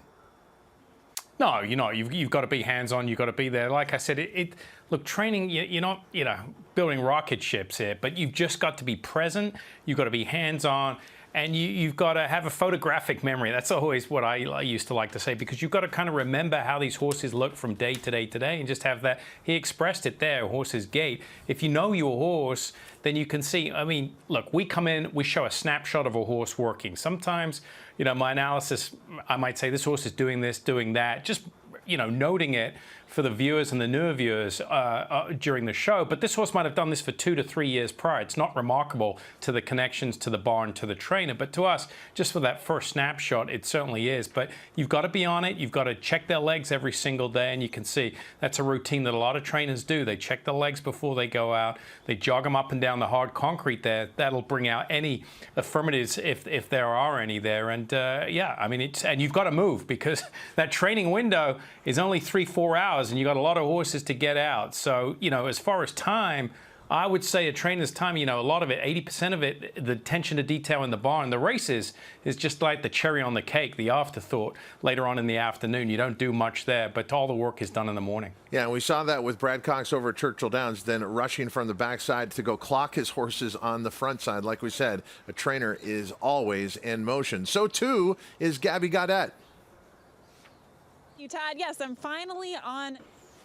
Good. It is busy, busy, busy. I was walking up the horse path just a moment ago. I counted 13 horses getting ready to do their morning training. So it's about to get pretty busy with regard to the Breeders' Cup horses, and it's even busy from a people perspective. Brad Cox is on the outside rail here. We were just following him around with Joaquin. John Sadler's in town too. And we also have a little wave for the camera. Good morning. I think did you bring enough layers? I'm so layered up, it's unbelievable. He said he's so layered up, it's unbelievable. So we have him on the outside rail, as well as Carlos Martin, who is watching Come Dancing take to the track today as well. So yeah, Todd, there's a lot going on. I'm trying to figure it all out and watch some of these horses train. And right there with you is Eclipse Award-winning videographer Anna James. Great work taking us down along the rail. Speaking of work, Danja out doing some work. We say Guten Tag to this German bred by Teofilo out of the Mount Livermore mare Diana Moore. This horse pretty strong through the lane down here, Simon. Yeah, this is for a 1.5 horse here, getting a very stern gallop. But I tell you what, for a European horse coming stateside for the first time, very professional. Look at the way this horse moves. Even got the lead change there, which you don't usually see. Horses in Europe are not really taught that much to make that lead change like you see here in American racing, because they're running on a straightaway. But what a professional horse. Now, from a class standpoint, I think Danja is up against it because he is coming out of some of those group races in Germany and Italy, and those group races tend to be just a notch below some of the premier races we see in England, Ireland, and France. But the thing that is remarkable to me here is the professionalism. I mean, he looks like he's been training in the States for 3 years, and he's going on with it again here. Yeah, Danja preparing for the Breeders' Cup Turf, which, as Simon said, is 1.5 miles. This is really vigorous to be doing this on a Tuesday when the big race going 1.5 miles is on Saturday. But we've seen this a lot, Simon. The weather conditions here at Keeneland, while we always talk about it's cold for us, it's perfect for the horses. We're really seeing these horses thrive in this environment, and this is another byproduct of that, watching Danja. Exactly, yeah. I wouldn't say, I think this is a stiff gallop, a little, blowout here, and I'd be happy with it. They shipped, from Europe, probably had 42 hours in quarantine, and it gets a chance for the horse to open his lungs, get a good look at the surroundings here. And, it's Tuesday, got plenty of time to recover up until next weekend, and I wouldn't say out of control by any means here. Look at this, geared down perfectly. This is a true pro, this horse, as far as his ability to work out here American style. Danja making an impression here this morning. Future Stars Friday. Crazy Beautiful is out preparing for the Breeders' Cup Juvenile Fillies. Crazy Beautiful, second in the Grade 1 Darley Alcibiades last time out to Simply Ravishing. Simply Ravishing is also her barn mate for trainer Ken McPeak. Simply Ravishing get a very good post draw on the inside. Prior to that, Crazy Beautiful was second to Girl Daddy in the Pocahontas. Owned by Phoenix Thoroughbred, a Gray-Roan filly by Liam's Map out of the Indian Charlie mare, Indian Burn. A look at Crazy Beautiful. Yeah, she looks well, warming up there, getting ready for her exercise, and she's a filly that's probably got to step up a little bit, right? As you mentioned, I mean, she is in the shadow of a stablemate. She's 20-1. She was beaten 6 lengths by Simply Ravishing, but she looks great there. Appreciates the cooler weather on her toes, carrying good condition. Simon, we've made so much in the Longines Breeders' Cup Distaff that it's a showdown between two horses, Monomoy Girl and Swiss Skydiver, but there's always a horse who may step up and rise to the occasion and pull off the upset. I asked this question last night after the post position draw to Scott Hazelton, who's that horse? He said it was this one, Valiance, winner of the Grade 1 Spinster last time out. Do you think she's capable of knocking off one of the top two or both in the Longines Breeders' Cup Distaff? I mean, her form lines say she goes real close, right? She beat Ollie's Candy last time out in that hard-fought battle in the Spinster. And Ollie's Candy, as you know, she's run behind some of the big ones here. She's an aggressive filly. Look at her here for trainer Todd Pletcher, and she's kind of got her head up in the air there. She just wants to go and do a little more job of the exercise rider just to keep her contained and not do too much. Very fine line here. We talked about it yesterday. You let her go and do too much, and then she's going to, leave a race on the racetrack. And you don't want to swing her around too much. They got the lead change there, but you're always susceptible of a horse grabbing a quarter, stepping on that, front foot or hind foot there if you swing them around too much. But the rider just trying to be as still and calm as patient, keep the hands down. That neck strap certainly is a big friend to the rider there in a situation like this. Valiant's owned by Eclipse Thoroughbred Partners, a Greer-owned filly by Tappet out of the Empire Maker mare. Last Full Measure was bred here in the Commonwealth of Kentucky by China Horse Club International and preparing for the Longines Breeders' Cup Distaff. So back at the Brad Cox barn, we watched Factor This, kind of jogging for trainer Brad Cox, now out on the track with barnmate Arklow. And it was over at Churchill Downs that Brad Cox said he loved how Arklow was coming into his race. Following Brad Cox all around this morning, Joaquin Jaime. Yeah, Todd, we left the barn area and made our way up to the racetrack, up about, oh gosh, I don't know, Brad, 30 flights of stairs to get up to the outside rail over here. We're standing just about by the 6 furlong pole on the backstretch. What are you seeing through your binoculars? Where are your horses at? They're both backed up at the 16th pole on the front side. They're going to turn around and gallop here in just a moment. It looks like Factor This is coming up to the wire right now. He'll start his gallop at the wire, gallop once around back to the 5.5, pull up at the 5.5. Probably actually pull up more down towards the 5/8 pole. Are they both doing the same distance? This is a routine gallop for them. They both just jogged yesterday off their walk day on Thursday, so this is their first day back out. They'll both be fresh. Probably Factor This more so than Arklow. You told me Factor This. Yeah. He get a little aggressive even in his gallops that you see? Yeah, for sure. He hasn't been to Keeneland much, so sometimes their first day they won't be quite as aggressive, just kind of looking around at things. But here he is coming up to the 6.5, and I mean moving really, really well.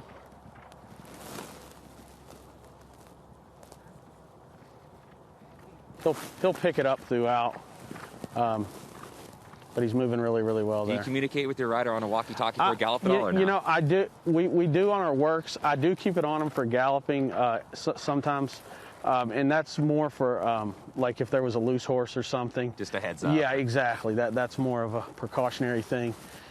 More than anything. We've had it on all the riders this morning, or all the sets, and I mean, we haven't really communicated at all, but it's just more of a safety thing of the mornings on a routine gallop and jog session. All right, so you had one that went by. Just waiting on the other one? Yes. Coming up right here? Yes, he's Arklow's at the top of the turn here, coming up. He's at the 7/8 now. I was talking to the track super yesterday. He was telling me they're actually expecting firm ground for the Breeders' Cup. So yeah, that's good news for you, but they both won over Boggs in their last two races, so it's not going to matter for you. It's Kentucky, and it's November, so it may not quite dry out quite as much as they expect. I know it's going to be sunny and dry all week, but there'll probably be a little bit of gift to it. What'd you see right here as he went right by you? He's moving really well. He's on the bridle, moving extremely well. He's another one that he'll probably pick it up again the second round, or his second pass here. Yeah. He'll probably going a little quicker than that, but both of them are moving extremely well. Couldn't ask for more as far as the way they're moving right now.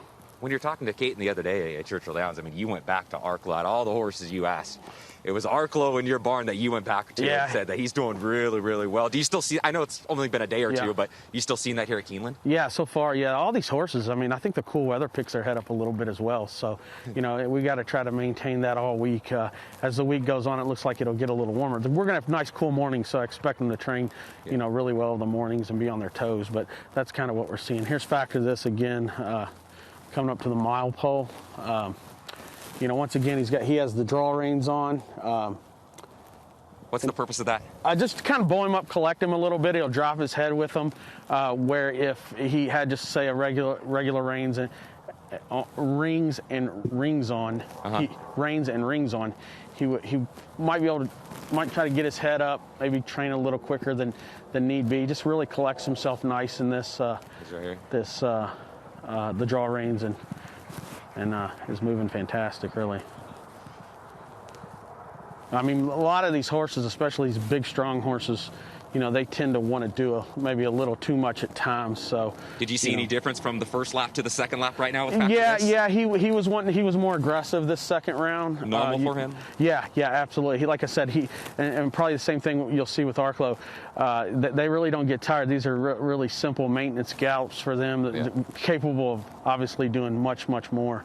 But as you'll see here's Arklow, and another one that's obviously moving well, and these two horses, our plan right now is maybe to gallop on the turf tomorrow. We'll see how it goes, but they're training really well. Here's Arklow right in front of us right here. He picked it up the second lap too? Yeah, maybe not quite as aggressive and eager as Factor this, but once again, that horse has draw reins, so I mean he can be very, very aggressive in the mornings.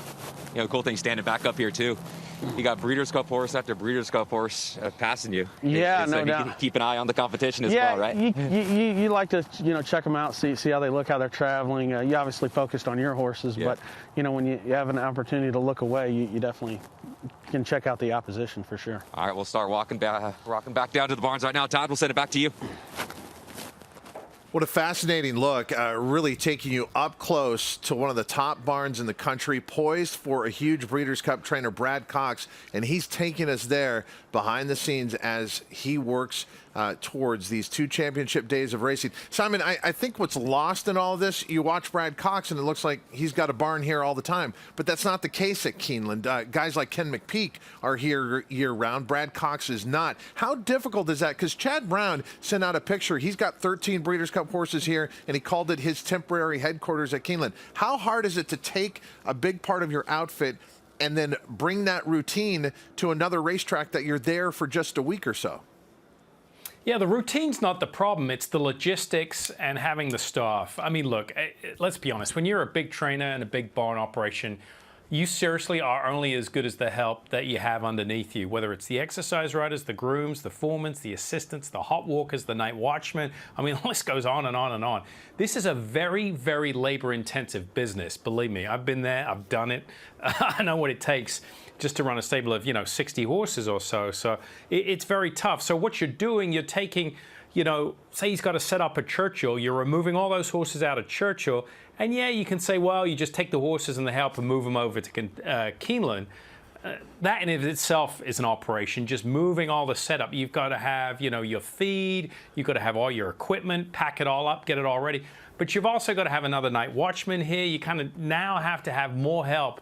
And it's very labor intensive. You just got to have the help to be able to do it, to logistically move around the country like these guys are doing. But once you're at that racetrack, the routine and the system stays the same. Yeah, and you can see that with Brad Cox, and how he's very comfortable with the horses. Obviously, he knows on a daily basis. Let's go back to a horse on Future Stars Friday, taking a look at Sittin' on Go, scheduled for the TVG Breeders' Cup Juvenile, presented by Thoroughbred Aftercare Alliance. And Sittin' on Go, back-to-back wins for trainer Dale Romans, including an upset win at 24-1 in the Iroquois last time out. If there's some type of pace meltdown, this horse is going to be running late, Simon. It certainly is. He's going to really handle, I think handle this track. He's been getting it over it well. He's galloping. Look at him here. I mean, he's his namesake. He's sitting on Go.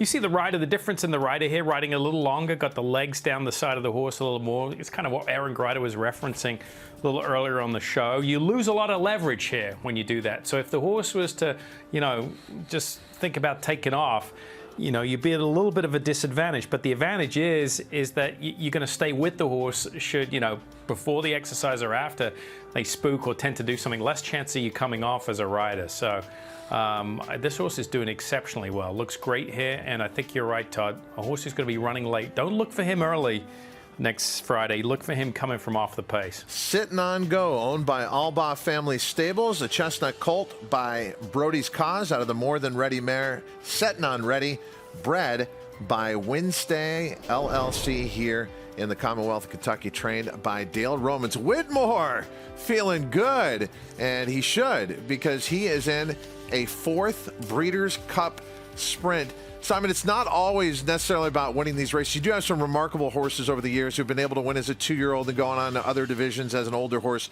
and win. But I think just being good enough to compete at the Breeders' Cup as many times as Whitmore has is pretty stunning. And so to be in a 4th Breeders' Cup Sprint, that's saying something. It certainly is. I mean, it's a testament to what Ron Marquette and his staff have done, a testament to the horse himself, 7-year-old now. I mean, he's punching his AARP card at this point. He was 3rd in the race last year, and it was a really good 3rd. I think in some years, that 3rd place finish might have won a Breeders' Cup Sprint. He just happened to run into Matoli and Chancelot last year. But look at him here at the age of 7. I mean, you wouldn't know that just looking at him. He could be a 3-year-old, a 4-year-old out here on the track. And Whitmore drawing post position 7 for the Breeders' Cup Sprint was installed at 15-1 in the morning line. And when you look through that Breeders' Cup Sprint this year, I think as wide open as any of the races on the card. Kind of falls into the FanDuel Mile presented by the Permanently Disabled Jockeys Fund as wide open races on Saturday.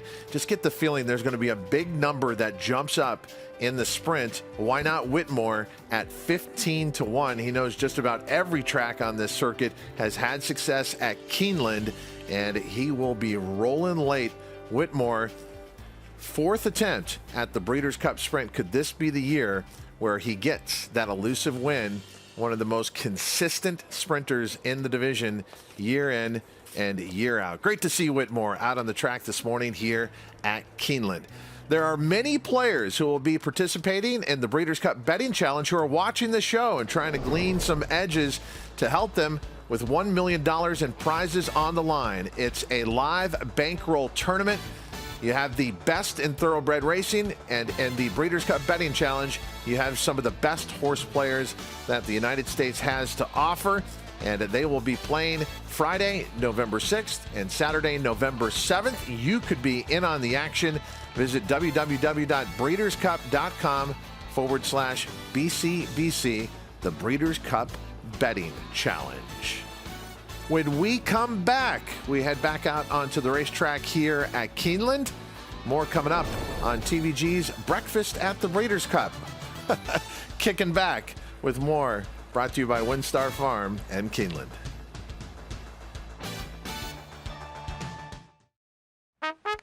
Hey, neighbor, we got to talk. Well, Jay? No, he only comes to Bugle on race days. Race days? With the TVG app, every day is race day. You can place bets right in your phone, even stream live races. Upcoming race at the Breeders' Cup? I can have a day at the track whenever I want, right at home. Coming through, guys. Go get him, Mike. Mike Smith? Yeah, Mike Smith. There's a new home of horse racing. Yours. Get a 50% bonus on your first deposit up to $250.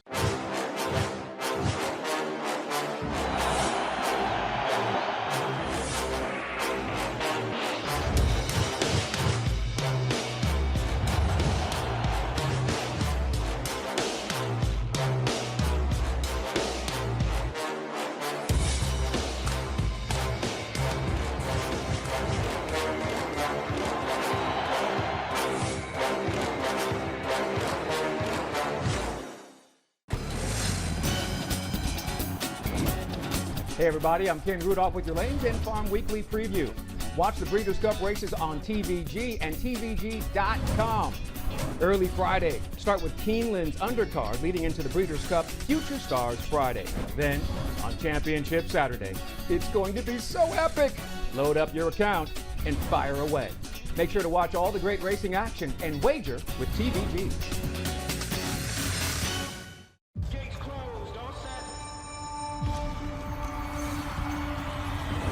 At Calumet Farm, we're proud to offer proven stallions to fit every breeder's needs.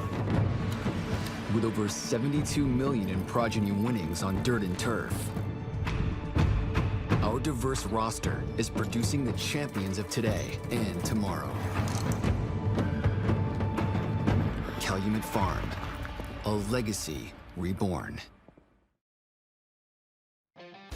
TVG's Breakfast at the Breeders' Cup is presented by WinStar Farm and by Keeneland.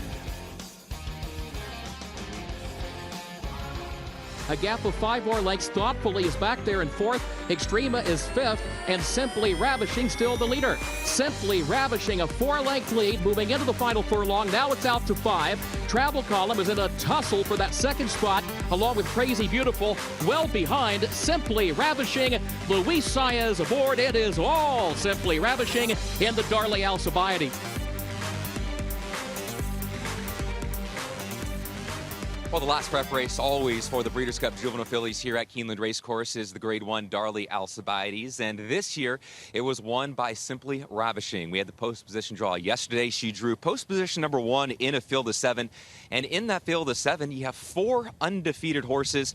That's going to be race number 8 on Future Stars Friday for the Breeders' Cup Juvenile Fillies. Post time is going to be 3:50 Eastern Time. But when you look at Simply Ravishing, on the surface of it, she's a New York bred who was purchased for just $50,000. But there is so much more to that story with her breeder, Meg Levy.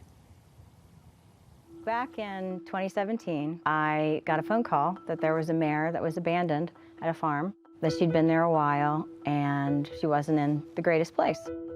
I asked what the mare's name was. They said 4 Wishes. And I just had a gut feeling that I should go. So I did. There's no other explaining it. It sounds a little bit corny, but I love a particular eye on a mare. And when that mare turned around and looked at me, I felt it. And I just felt she was worth giving her a home. I paid $500. Yeah. Yep. The mare was in foal at the time. She was in foal to a horse called Revolutionary, who was not the most commercial horse at the time. We raised that foal. It brought a whopping $8,000 and went to Peru. In order to try to make the package a little bit more commercial, we've been sending some mares to New York and foaling them up there, so I thought that'd be a good idea. In order to be a certified New York bred, she had to be bred to a New York stallion. So she went to be bred to Lauban. When the mare came back down here with her foal, my son, who's 29, saw the baby on the mare and took a couple of photos and said, looks like some early breeders awards. She had swagger and she had quality, and she really looked like the Indian Charlie sire line. Long legs, everything in the right spot. I love my horses and I get very nervous if they're gonna sell or if they're gonna run or anything. And even though we had sold this filly, to me, she was still my horse. I couldn't believe she had won the P.G. Johnson. That would have been enough for me. That was so exciting to start with, but never expected what was gonna come after. Simply Ravishing, a 4-length lead, moving into the final furlong. Now it's out to 5. I have to admit, we were running up the apron. That's the only thing that's been great about Keeneland not having fans. You can move, you can move around very quickly. It is all Simply Ravishing in the Darley Alcibiades. As she crossed the finish line, I mean, I can just see it in my mind. I just, now I really know what it's all about. We've never bred a Grade 1 winner before. This is the very first one. I have a broodmare band of about 4, but the $500 one is the one that came through for us. I've heard people say that sometimes when you end up in a really great place, I could have turned left there, I could have turned right. All those small decisions add up, and there's no other way you could have gotten there. Well, that's this story. There was nothing commercial in my mind when I went over there. The mare didn't really have qualifications. I just was thinking, this mare needs a home, and, you know, I just had a feeling.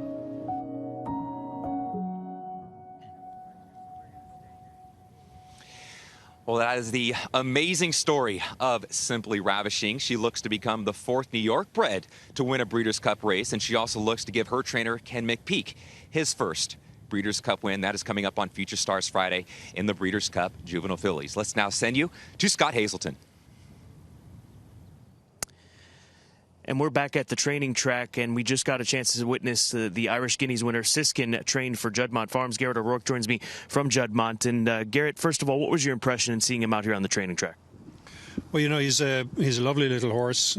He's very handy. He seems to, apparently he balked a little bit yesterday, but today he was perfectly behaved.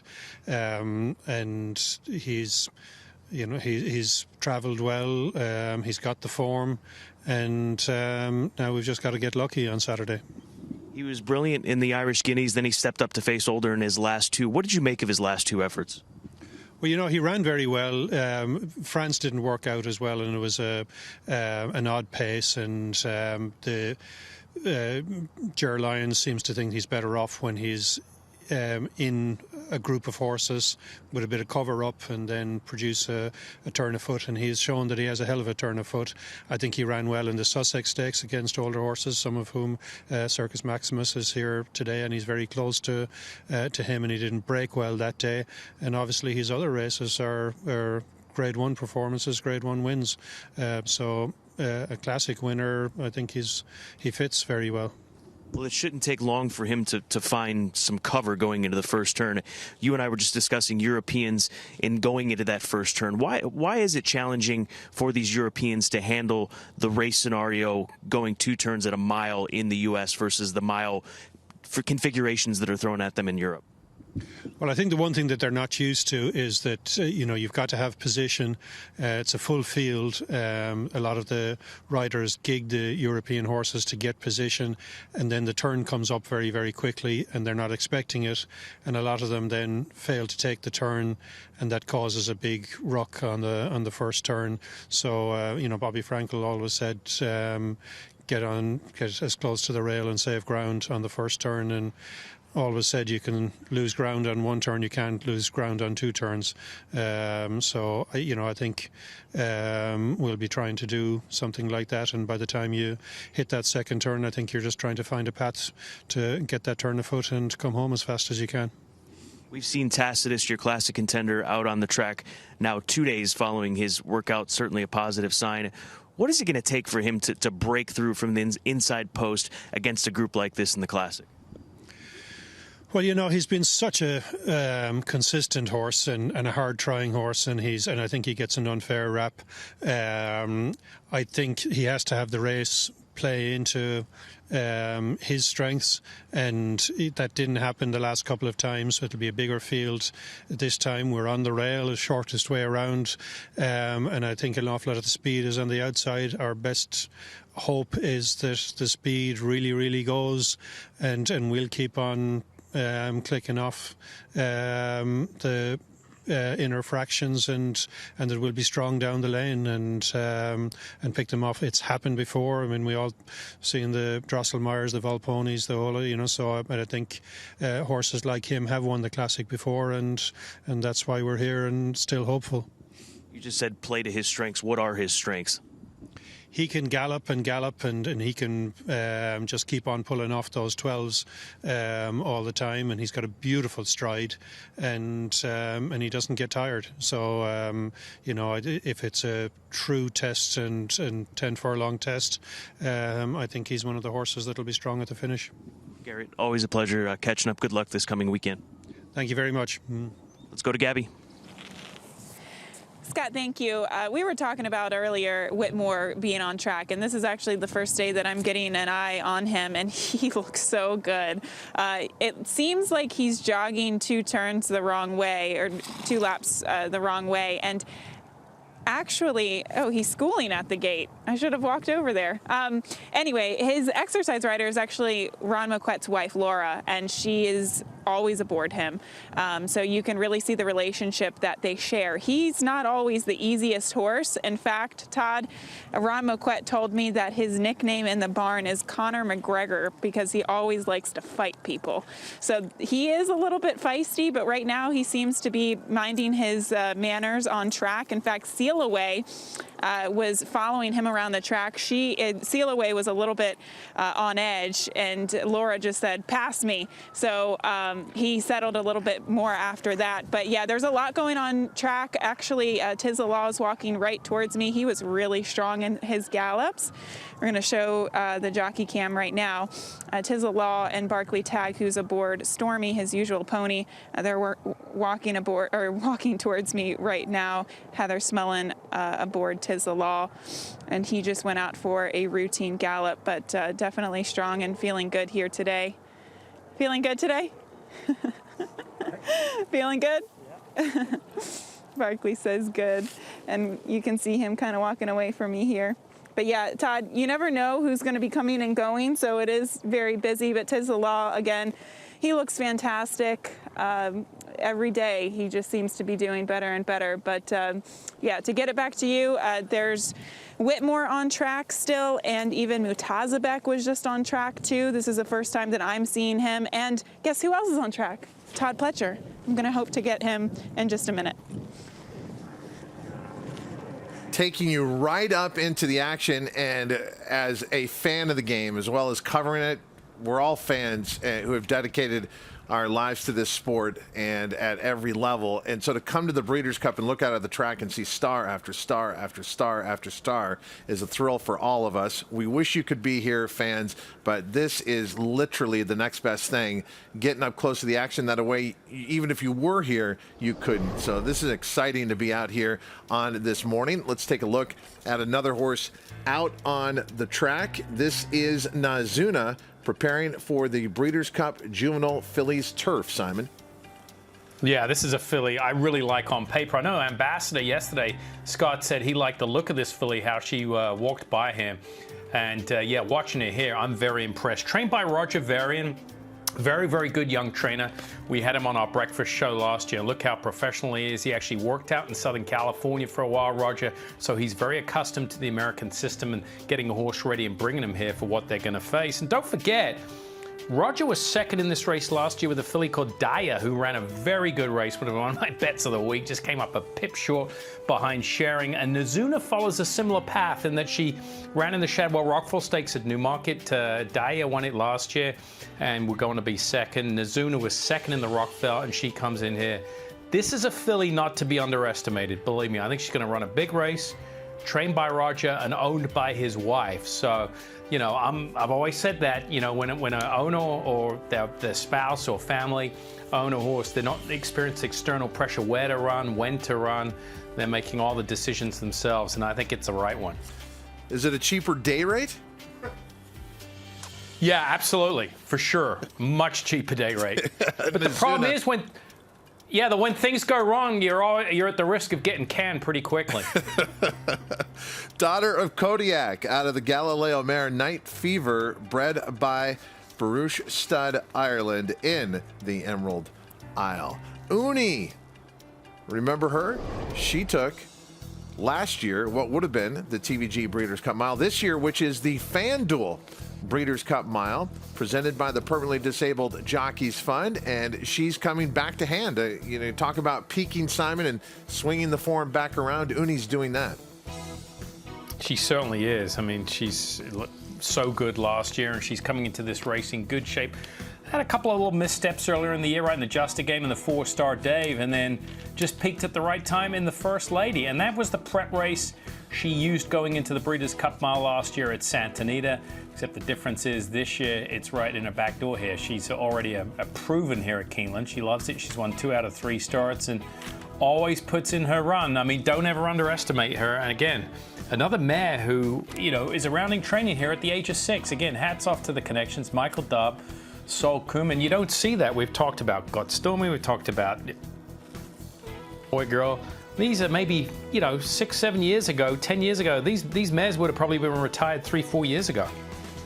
Instead, Uni is back to defend her title in this race. Daughter of More Than Ready, out of the Danceley mare, Unaided, was bred in Her Majesty's Kingdom, Great Britain. Taking a look out on the track now, another horse preparing for a grass race. This time it's Rushing Fall, preparing for the Breeders' Cup Filly and Mare Turf. Trainer Chad Brown, first time we're getting to see all of his horses, and just watching her warm up here. She's not as big a filly as some of the others here, but very athletic, very light on her feet. Just warming up here, jogging the wrong way, and very athletic. She appears to be in good health. Like you said, one of the 13 that Chad has bought here. And he tweeted out that picture with that we saw on social media last night. So I think he's very happy with what he's seen with some of his runners thus far this morning. She's the 5-2 morning line favorite, is Rushing Fall for the Breeders' Cup Filly and Mare Turf. I thought that was a little bit surprising, but again, that's just a handicapper's opinion. Mean Mary is the second choice at 7-2. And a lot of people were commenting it was interesting that they were locked into the morning line odds no matter what the post draw was, but it's kind of a difficult spot. You got 14 races you got to draw, but I do think this race has so much depth that I just have to go beyond the top two morning line choices here. But Rushing Fall drawing post position 6 and a field of 14 for the Breeders' Cup Filly and Mare Turf. And don't forget the distance, which is unique here to Keeneland Racecourse. It will be a mile. Let me ask you this, 3/16. Yeah, real quick, Todd. Yeah, jump in real quick here. What about the mile and 3? Look, she's wanted a mile and a half for Keeneland, but at some point, I know it's only a 16th of a mile. Do you think it catches up to Rushing Fall? Oh, I do. I absolutely do, and that's why. That was another reason. Just looking at the unique distance, that I would be looking at, say, her barnmate Sister Charlie and a few others in here. This is a more evenly matched group, I think, than the morning line kind of indicates for the Maker's Mark Breeders' Cup Filly and Mare Turf. Yeah, I'm with you. I think, you look at a pedigree. She's by more than ready out of Forestry Mare. She's already exceeded that. I think she's a short price on the morning line. Too short a price for me. Simon Bray is not always wearing a polo shirt. Normally, he is dressed up in a morning coat and top hat. And we'd like to see your best picture at the races. And you have a chance to win a fantastic prize in the Longines Prize for Elegance. It's so simple to enter. Just get dressed up or use a throwback picture of you dressed up at the races. Post it to Instagram or Twitter with the following hashtag #MyBreedersCup, and then tag @Longines. The contest closes Breeders' Cup Saturday, this Saturday at 3 o'clock Eastern Time. The judging panel will announce their winners at 4 o'clock Eastern Time. Most fashionable female and most fashionable male win a Longines timepiece. Get in on the Longines Prize for Elegance. And because there are no fans this year at the Breeders' Cup, we want to enhance your Breeders' Cup home experience. Check out everything offered at the Breeders' Cup, breederscup.com/@home. We will come back to our temporary home, Keeneland Racecourse, site of the Breeders' Cup World Thoroughbred Championships this Friday and Saturday, when TVG's Breakfast at the Breeders' Cup, brought to you by WinStar Farm and Keeneland, continues.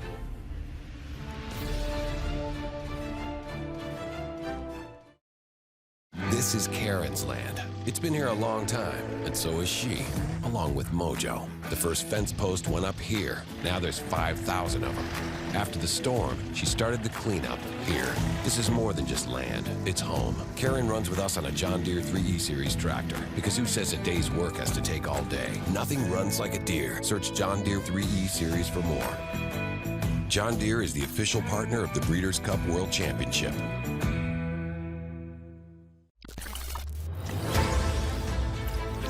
Goes 70, 50, 75, 850, 75, 175, 175, 150, 175.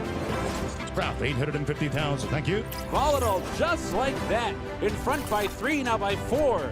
And the time, 107.57. As they pass the 16th hole, Volatile, victorious in the Vanderbilt. 1 by 2 lengths. Sprout, 850,000. Thank you. The return of Sunday Silence. Sunday Silence surges to the front. It's Yoshida in front.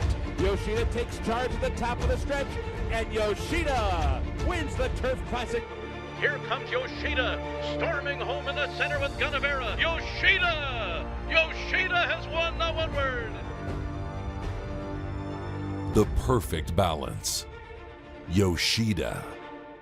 A Grade 1 winner on both dirt and turf, War of Will became a classic winner with this victory in the Preakness Stakes. This year, he added turf credentials to his resume with a determined victory in the Grade 1 Maker's Mark Mile, a winner and Grade 1 placed at 2, multiple graded stakes victor at 3, and Grade 1 winner again at 4. This son of War Front has proven his class at every level.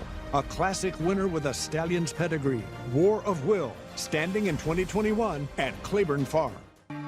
Honor AP showed a lot of talent in the sense that he got over the ground really nicely with a huge stride, a length of stride you can't believe. And then you look down at the stopwatch and you go, oh my gosh, he actually did that? I think Honor AP was the most talented of the 3-year-old colts that I had, with Giacomo, Tiago, AP Warrior. This conformation is just perfect for a racehorse. He was one of those athletes that was just ahead of his class.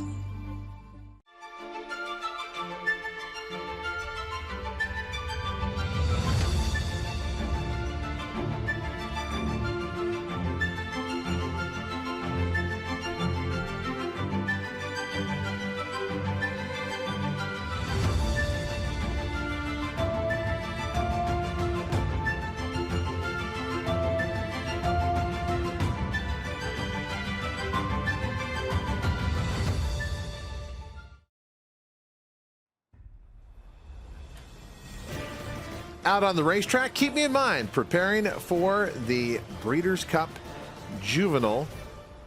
Brisk morning yet again at Keeneland. The wind has picked up a little bit and adding certainly a wind chill factor, and it's one of those gorgeous times of the day. You look up this direction, the moon is still out there, and obviously the sun has risen. The sun set on Rosie Napravnik's riding career, and a shocking development where she made an announcement after winning the Breeders' Cup Distaff aboard Untappable. In our first half of Cup of Coffee, Kate and Brad are talking to Rosie Napravnik about that moment. We pick up the second part of that conversation and what Rosie Napravnik is up to now.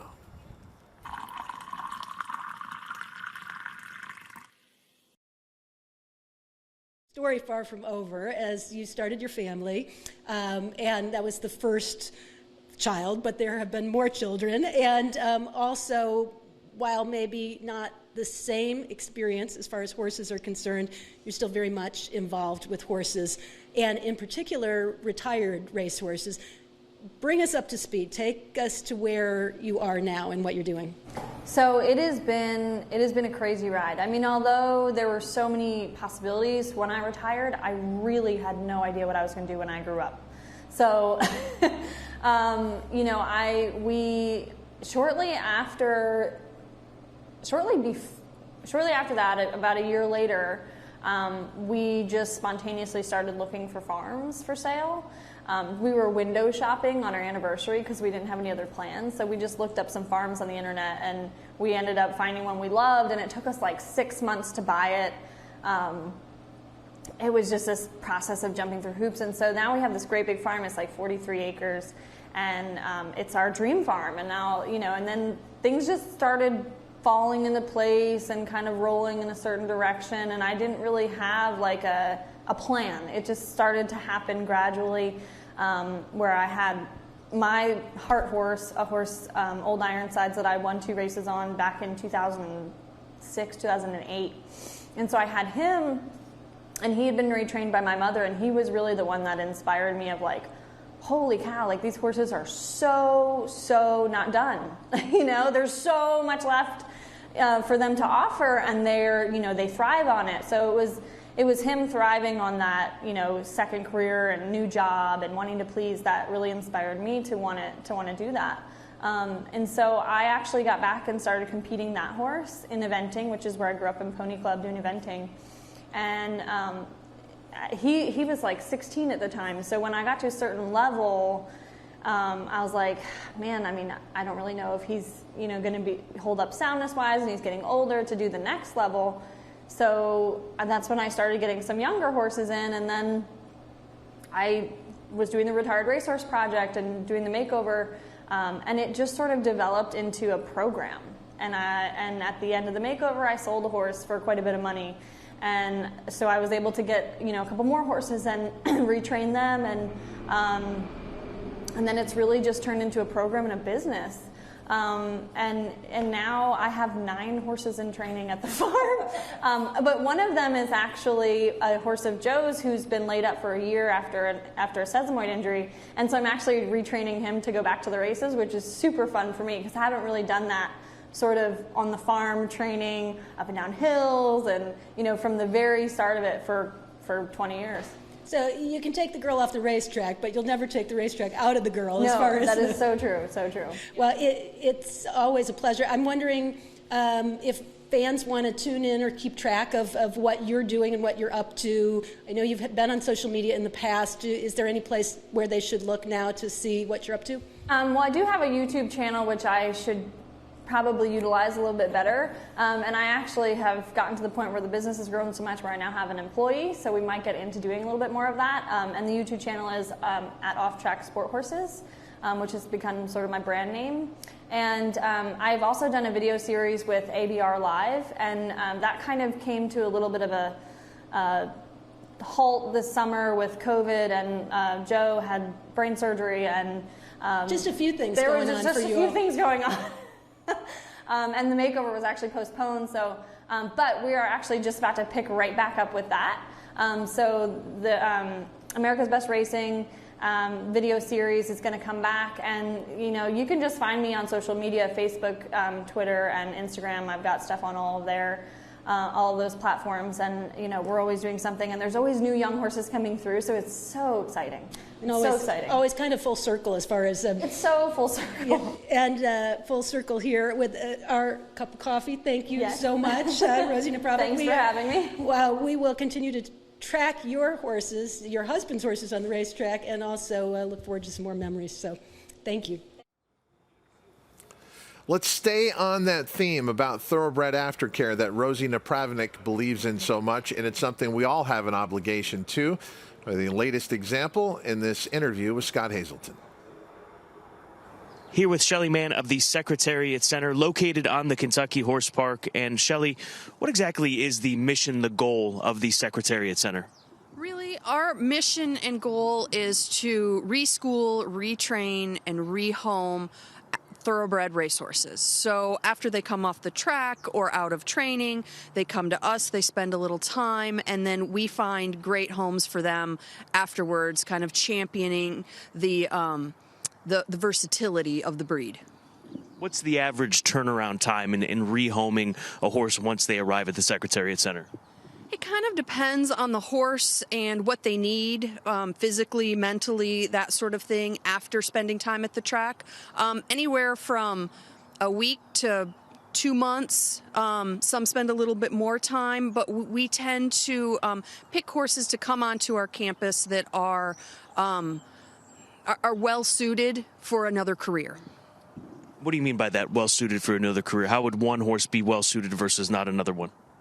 Well, just as far as soundness, temperament, that sort of thing. Horses that could go into homes with families, learn to jump or do dressage, go western, trail ride. It just kind of depends on the horse and what they're suited for, and what they kind of enjoy.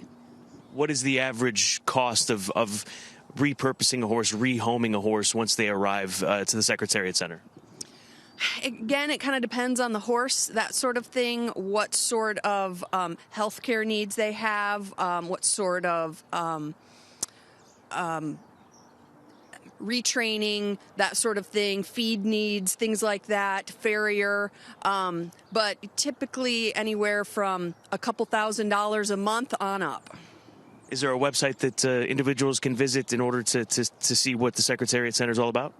Absolutely. Our website is secretariatcenter.org, and it really tells everything that we offer, and invites visitors to come to the Kentucky Horse Park and visit the horses in person.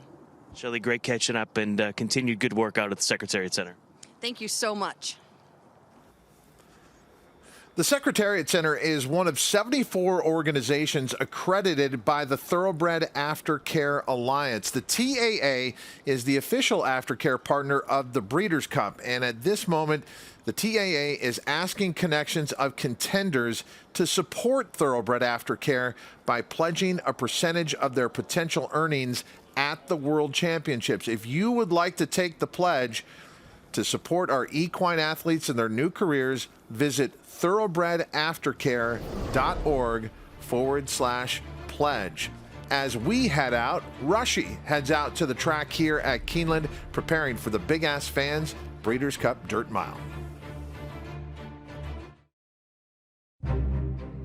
This is a Kentucky Thoroughbred. This is a Kentucky-built Powerfoil industrial fan. Like a thoroughbred, it too delivers unrivaled performance. And while they both run with purpose and pride, this one runs to keep your workforce feeling cool and comfortable. Powerfoil, the best-selling big fan in the world. Big-ass fans, exceptionally engineered.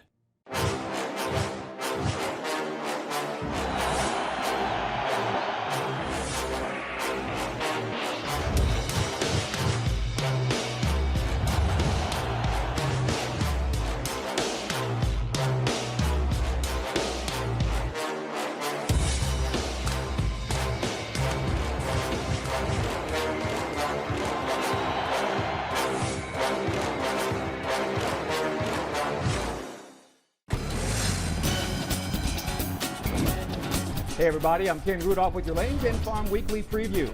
Watch the Breeders' Cup races on TVG and TVG.com. Early Friday, start with Keeneland's undercard leading into the Breeders' Cup Future Stars Friday. Then, on Championship Saturday, it's going to be so epic! Load up your account and fire away. Make sure to watch all the great racing action and wager with TVG. Consistently versatile with 19 Grade 1 winners on every surface, from 6 furlongs to 1 1/4 miles, all over the world. 3 new Grade 1 winners in 2020. Echo Town wins the Allen Turkey Stakes. And Lady Spikespeare has gone on to win the Natoma by 3/4, Alda. All purpose, all places, all power. Spikestown.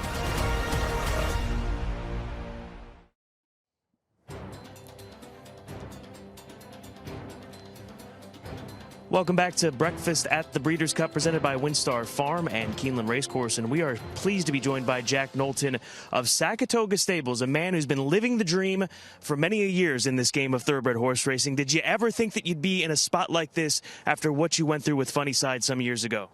Never in the world.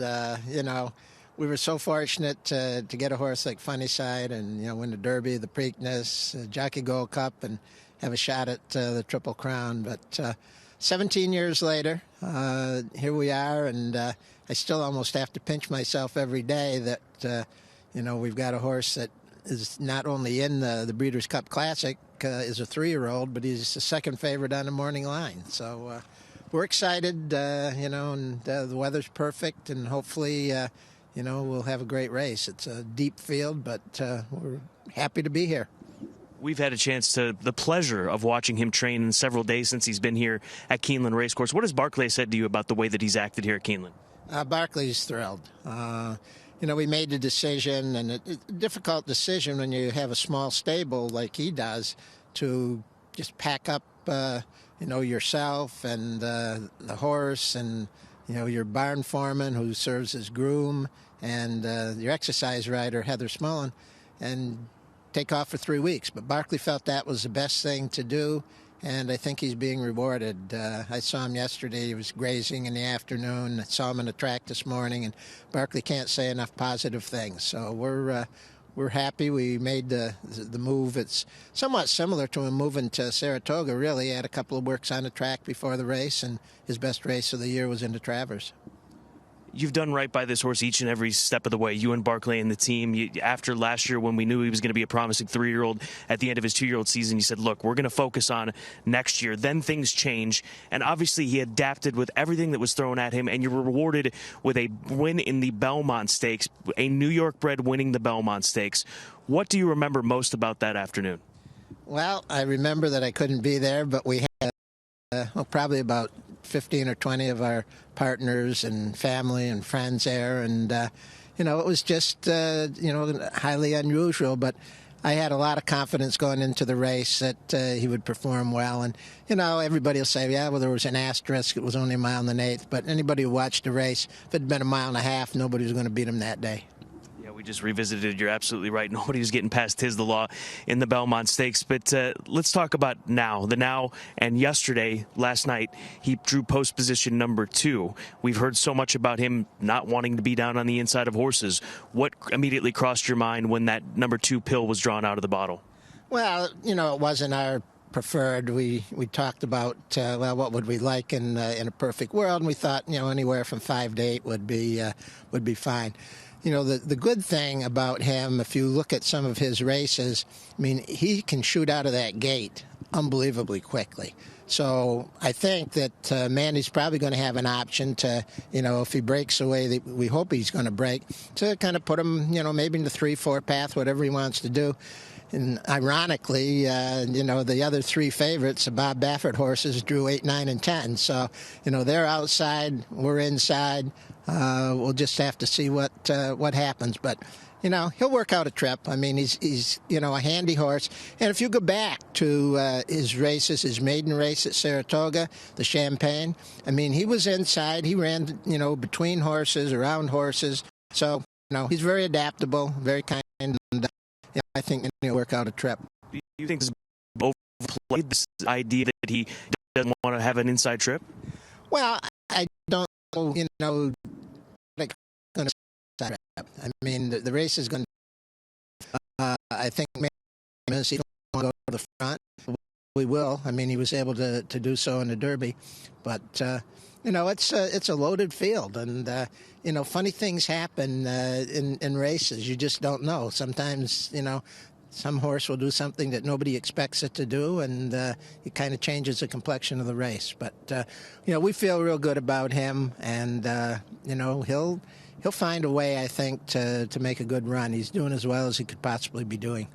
If everything goes well this Saturday and he comes out of the race healthy, is a 4-year-old campaign something that you will strongly consider? Oh, it's going to happen. I mean, as long as he is healthy and sound and running well, he will go through his 4-year-old campaign. That was, part of the arrangement that we had with Coolmore when, we agreed that he'd become a stallion for them. Lastly, funny side, he's not too far down the road from here at the Kentucky Horse Park. Have you had a chance to go visit the old boy? I saw him when I was here for Derby, and then I'll be going over probably tomorrow or Thursday. Never miss a year. It's always fun to see him. Unfortunately, he's gotten a little bit too old to bring him back to Saratoga like we did 4 or 5 times, but he's still full of himself, and it's always great to see him. Just wonderful memories for sure. Well, good luck in creating even more memories this weekend with Tiz the Law. Thank you so much. Appreciate it. Owning horses is fun, and when it comes to partnerships, Saratoga Stable likes to have a lot of fun, and they also have great success on the racetrack. We wish them the best with Tiz the Law and the Longines Breeders' Cup Classic. Let's turn our attention to a need for speed. Simon, the Breeders' Cup Filly and Mare Sprint, a field of 9 drawn yesterday, and it is the morning line favorite Gamine at 7-5 who draws post position 2. Earlier today, trainer Tom Amos with the other horse who seems to be Gamine's equal on the lead said about Serengeti Empress, it's not an ideal post position draw for them, but he also made it clear they're going to yield no quarter. They're going for the lead immediately. Do you think Serengeti Empress and Gamine will compromise each other's chances here? Well, it could become that situation, yeah. But here's the thing. Everybody knows, before even Tom mentioned that, we all knew what Serengeti Empress was going to do. I think Bob Baffert's going to have a plan knowing that. Look, I mean, they're going to send Serengeti Empress at all costs, whatever it takes, because she is a horse that she just doesn't get it done unless she's in front. She's a very good horse. She's very tough to pass, but that's her MO. That's her style. You don't take it away. Gamine, similar style, right? We have yet to see her win from off the pace. Now, my argument with Gamine is that maybe she can relax and come from off the pace just because we haven't seen that yet. I think she's just been faster naturally than her competition. I don't think by design they send her hard to get to the lead, but she's just naturally faster than her competition. So if there's a scenario where Serengeti Empress goes, I think Gamine just sits back, lets Serengeti Empress cross and clear. Gamine can come out from off the rail and just sit on a hip, and then it's a duel all the way around the racetrack. A winner of the test in dominating fashion by 7 lengths.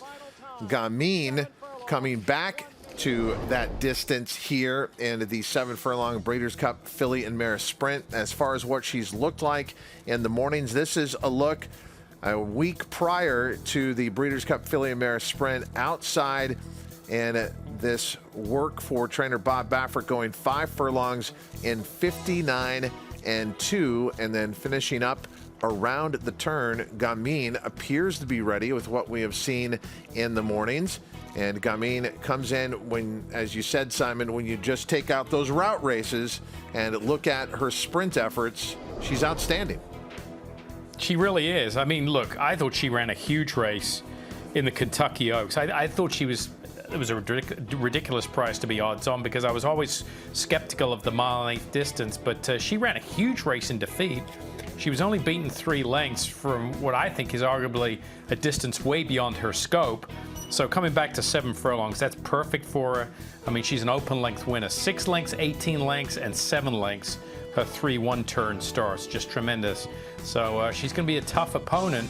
This is going to be a great tactical race to watch play out. And look, and it doesn't necessarily go through just those 2, right? I mean, you got some other decent fillies and mares in there as well. I mean, Venetian Harbor probably just lacks a little bit of a class against them, but she could be a threat, I think, down the stretch. And then Speech, who's been training well and might appreciate the cutback as well.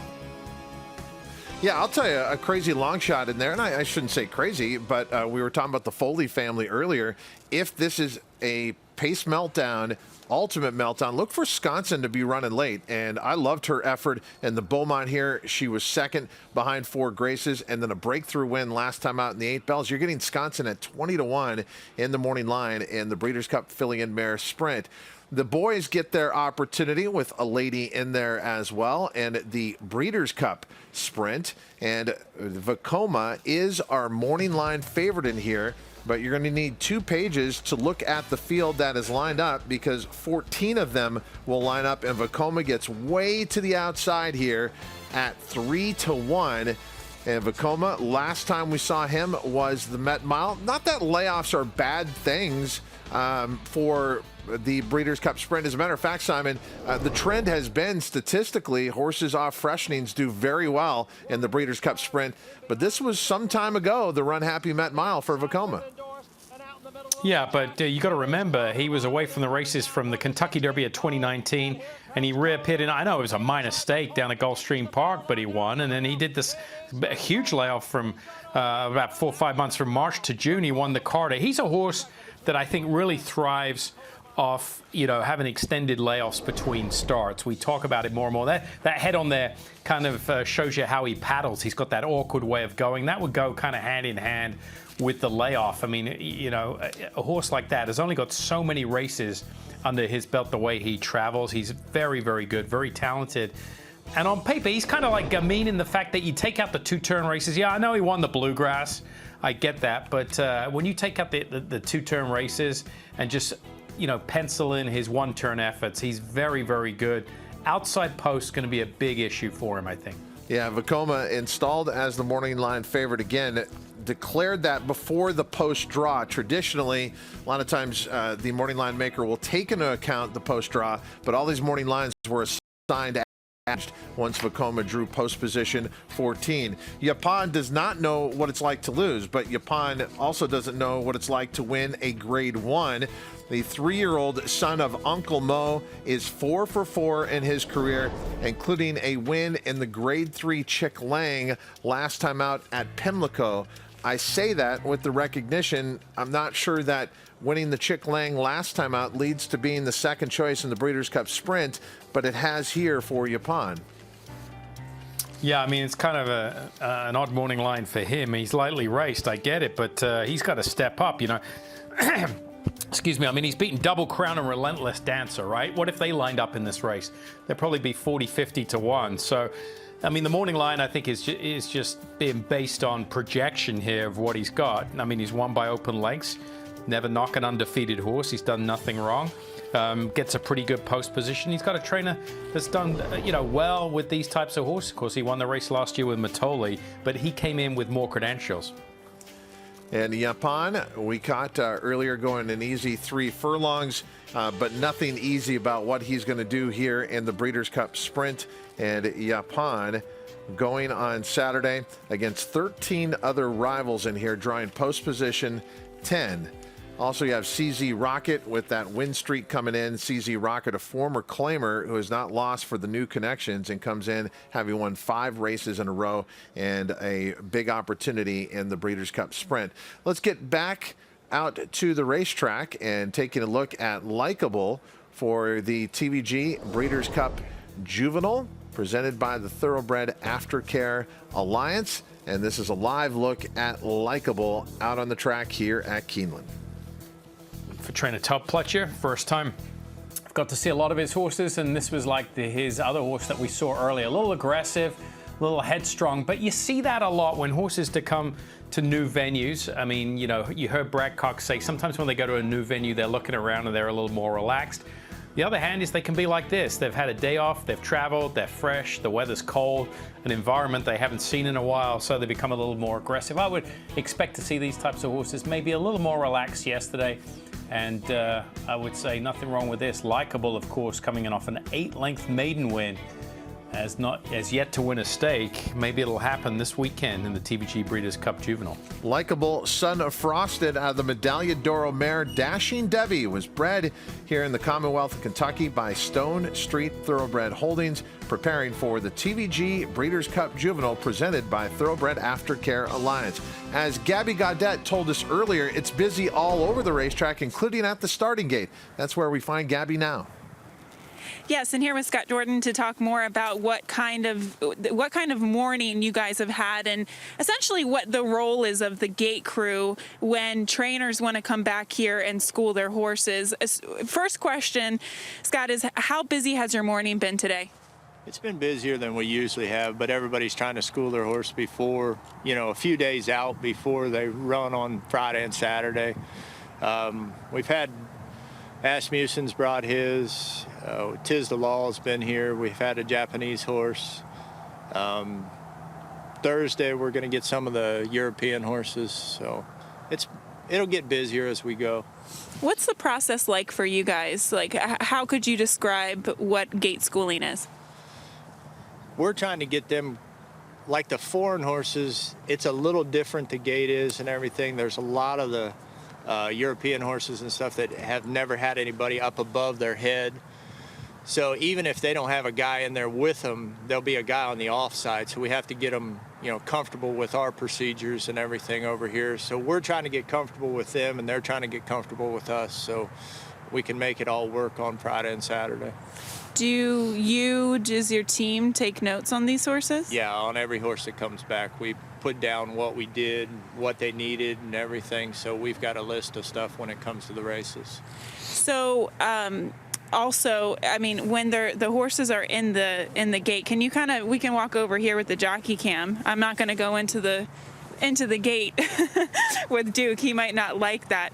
But when you're saying that a rider or your crew is kind of on their offside and then on the right side, is that essentially what happens in the gate? Yeah, when you lead a horse in, you lead the horse in and you climb up on the left side. But the horse next to him, the guy's going to do the same thing. So a lot of the European horses have never had a guy up above their head. Mm-hmm. So when that guy climbs, even if there's not a guy in with that horse, there's still going to be a guy on the other side in the next stall with that horse. So we're trying to get them used to that and everything. If they sound like if it seems like they're not really behaving themselves, will you back them out and try to reset them? In the mornings we will. We'll do a few different procedures, and we'll leave the guy standing up there and we'll lead them in and out and let them get comfortable with that guy being up there and stuff. And all these guys on the team are going to be there Friday, Saturday, dealing with these horses. Plus the guys from Churchill, and you know, we've been schooling over there too. They have their Breeders' Cup training over there also, so we've been schooling a lot of horses. Mott's brought his up over there. You know, there's been several horses that we've schooled over there. So the thing about it is now we kind of do all of Kentucky. So the team is everywhere. They're at Churchill, they're here, they're at Ellis Park, they're, you know, all around. So they're taking notes. If they're schooling some Breeders' Cup horses over there over the last few days and stuff, they're taking notes on them, and then we get all together and we've got our procedure for the weekend. Awesome stuff. Thank you so much for the insight today. Thank you. All right, Todd, and as I send it back to you, I don't know if the jockey cam's on. I don't usually see what's going on these shows, but you can see where I'm not going to go into the starting gate because I do not want to get dropped today. We're going to get as close as possible, but this is kind of the view. This is the view of what a rider would be seeing as they're going into the starting gate, not only in the afternoon, but of course in the morning when they're schooling. And let me define what getting dropped is. That means Duke kicking me off and my butt is on the ground, so I definitely don't want to be doing that this morning, Todd. Gabby, we still have some shows left. Stay safe. But what insight there at the starting gate and how it all works. This has been an education. It's really quite a compliment when many of you reach out on social media and talk about how much you've learned on these shows. I'm telling you right now, all of us are learning, especially talking to the professionals.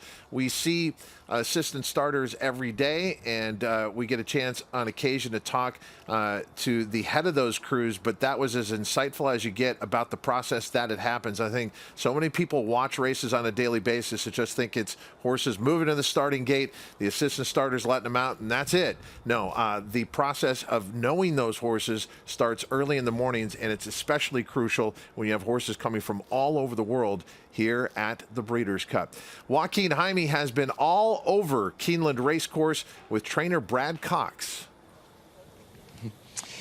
Yeah, we're still back here at Barn 70. They are getting set for the next set over here as Brad Cox has a couple of his 2-year-olds. That is Arvada, who's going to be running in the juvenile turf. And then Aunt Pearl was behind me. I think Aunt Pearl might have snuck away from me and went back in the barn here. So this is the next set that's going to be galloping on the turf. And you can see Brad Cox right there just having a quick word with the exercise rider. Aunt Pearl is in there. They're going to talk to Aunt Pearl's rider in just a second. So he's actually going to be watching that from the front side, Todd. So Brad Cox is going to be hopping in his car in just a moment. So Scott Hazelton, if you're listening, keep an eye out for Brad Cox. He's going to be jumping in his car and heading to the front side in just a moment. Todd?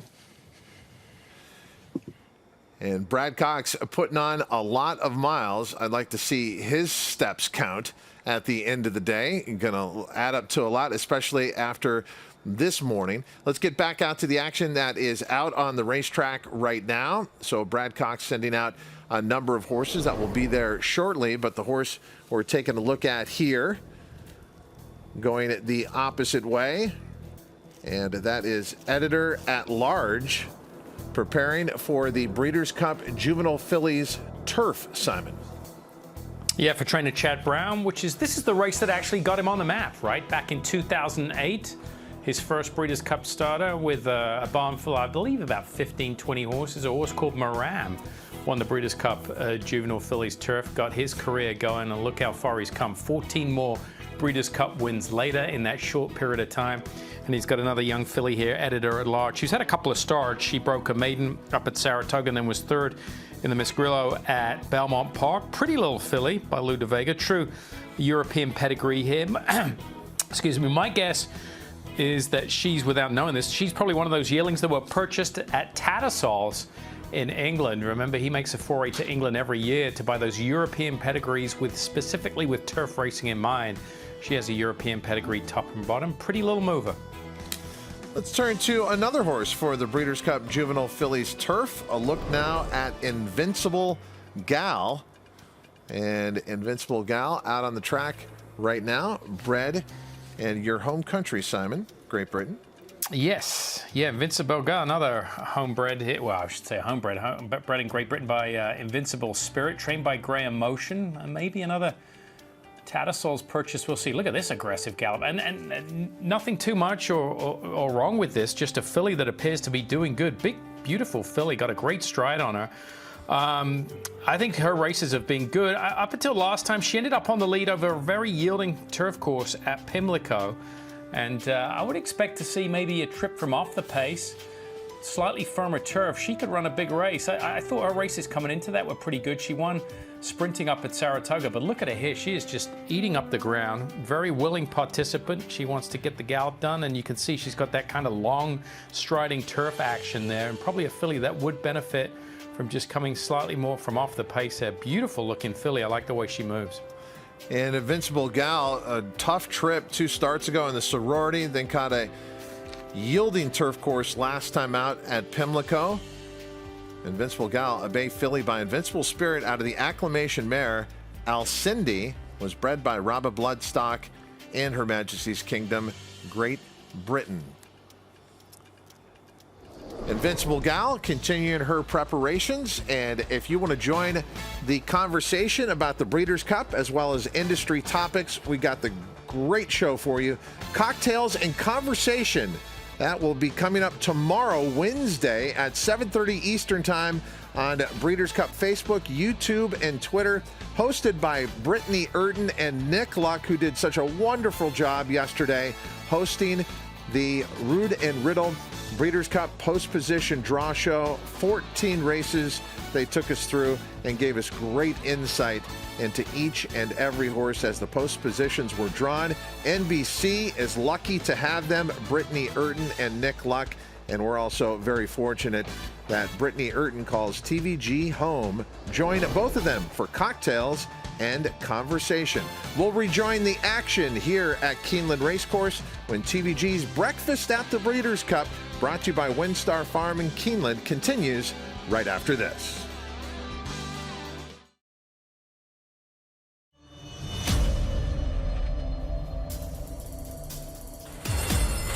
In the Breeders' Cup Sprint, and there goes Promises Fulfilled out to the lead, blazing first fraction. It's Strike Power taken on by Promises Fulfilled, a half mile in 43.92 seconds. Good Magic has been defeated. The leader, Promises Fulfilled. Promises Fulfilled is still there, close to home.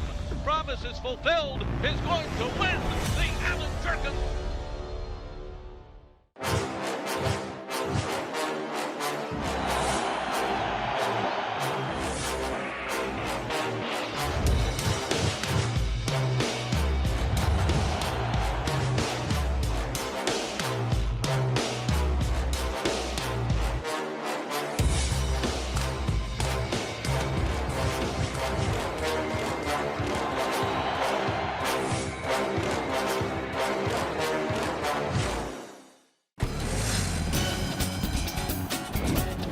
Hey everybody, I'm Ken Rudolph with your Lanes and Farm Weekly Preview.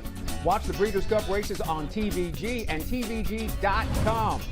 Early Friday, start with Keeneland's undercard leading into the Breeders' Cup Future Stars Friday. Then, on Championship Saturday, it's going to be so epic! Load up your account and fire away. Make sure to watch all the great racing action and wager with TVG. Consistently versatile with 19 Grade 1 winners on every surface, from 6 furlongs to 1 1/4 miles, all over the world. 3 new Grade 1 winners in 2020. Echo Town wins the Allen Circus Stakes. And Lady Spikespear has gone on to win the Natalma by 3/4, Alden. All purpose, all places, all power. Spikestown. TVG's Breakfast at the Breeders' Cup is presented by WinStar Farm and by Keeneland.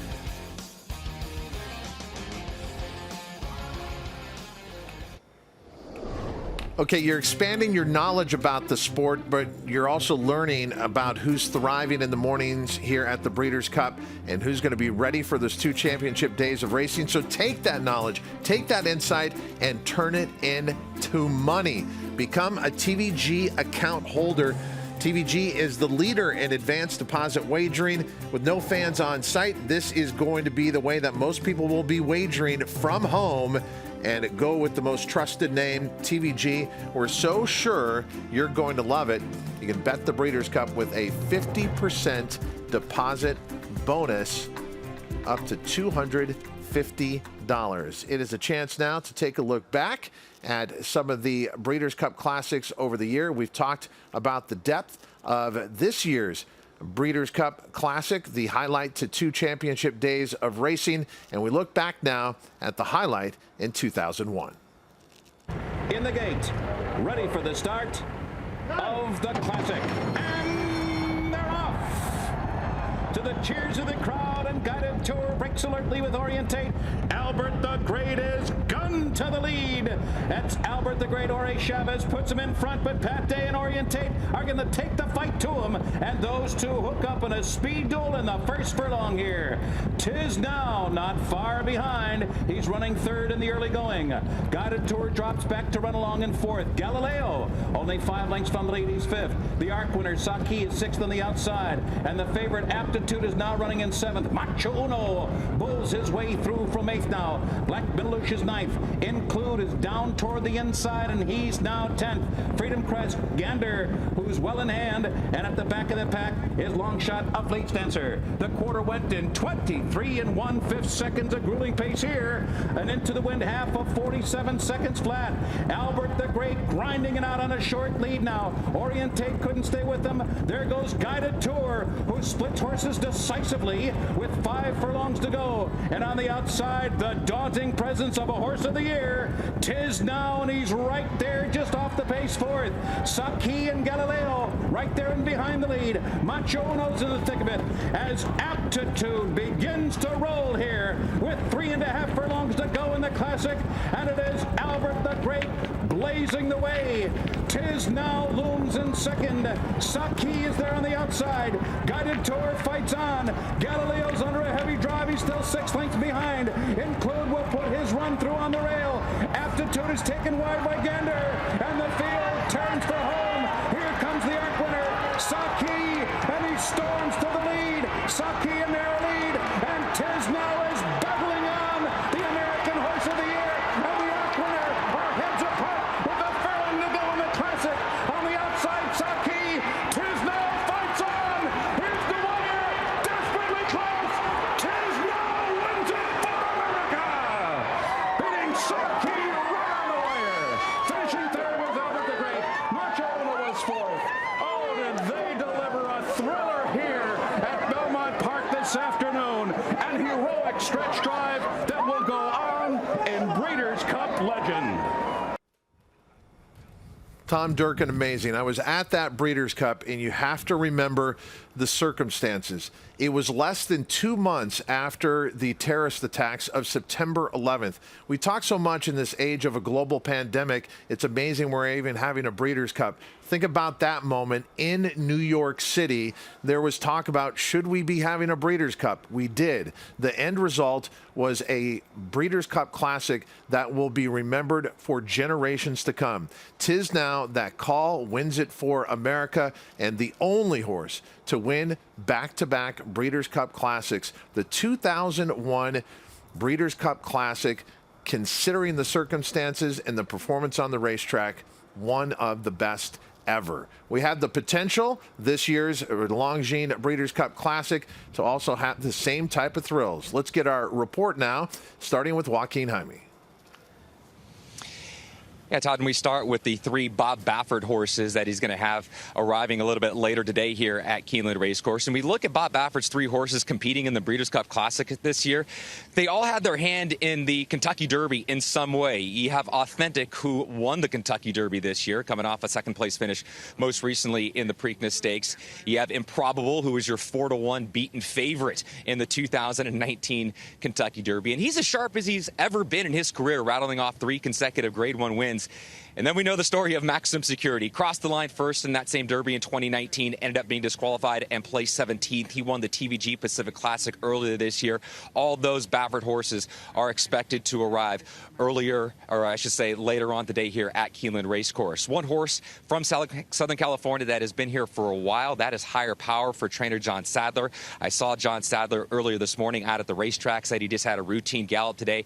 And he's actually going to send Higher Power out to the track a little bit earlier tomorrow because they want to gate school him once again. So I believe you've already had Higher Power gate schooling a little bit, or maybe a couple days ago or so. He's going to be gate schooling once again. So that's the my latest on the Classic report. Now we send you to Scott Hazelton.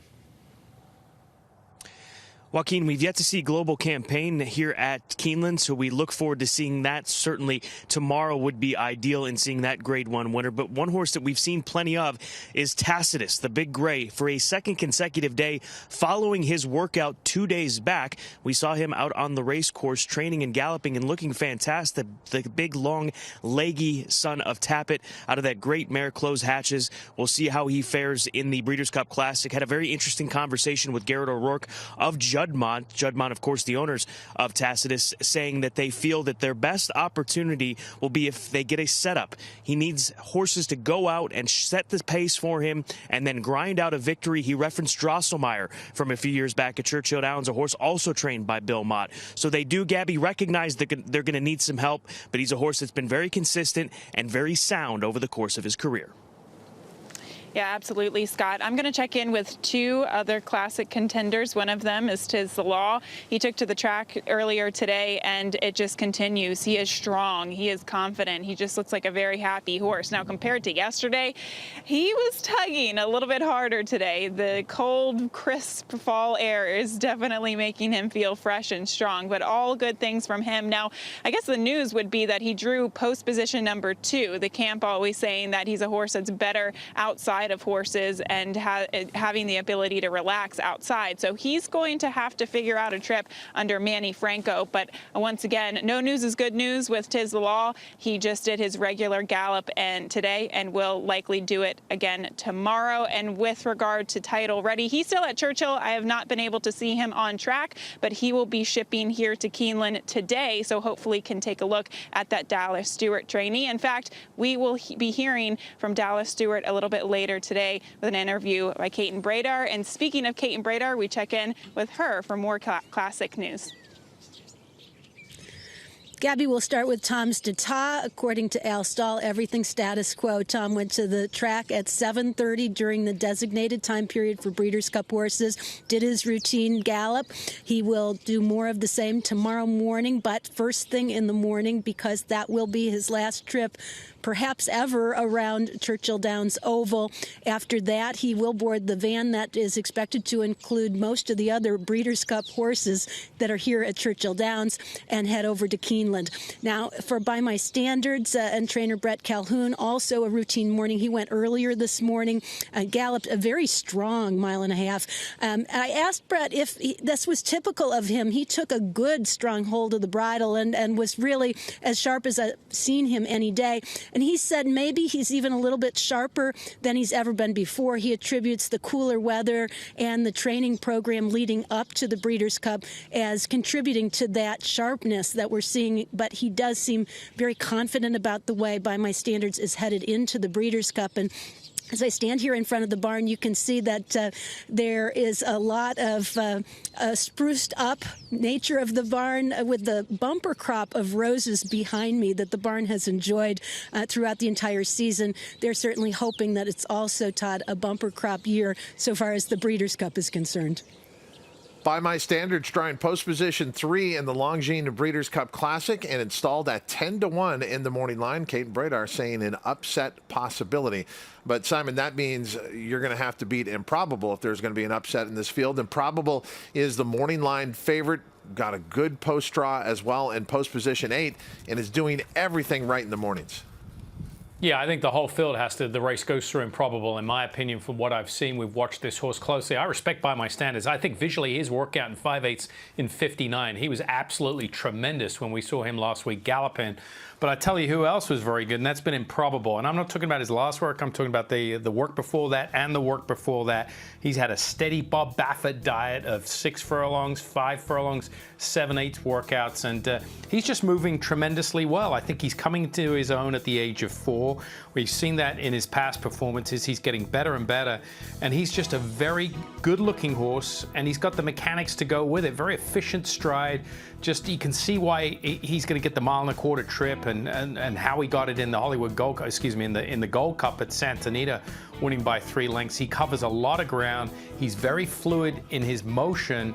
And I just think he's found a new dimension last time out. We're accustomed to seeing 99.9% of Bob Baffert's horses from the age of 2 to the age of 4 They don't race very long. Why? Because he's a stallion maker, right? He creates stallions. They have to go off to stud.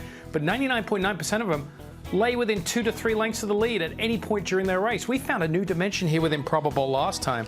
Coming from off the pace, it was by design. His stablemate Maximum Security was in there, who likes to lay close to the lead. They didn't want to duke each other into submission, so they took Improbable from off the pace.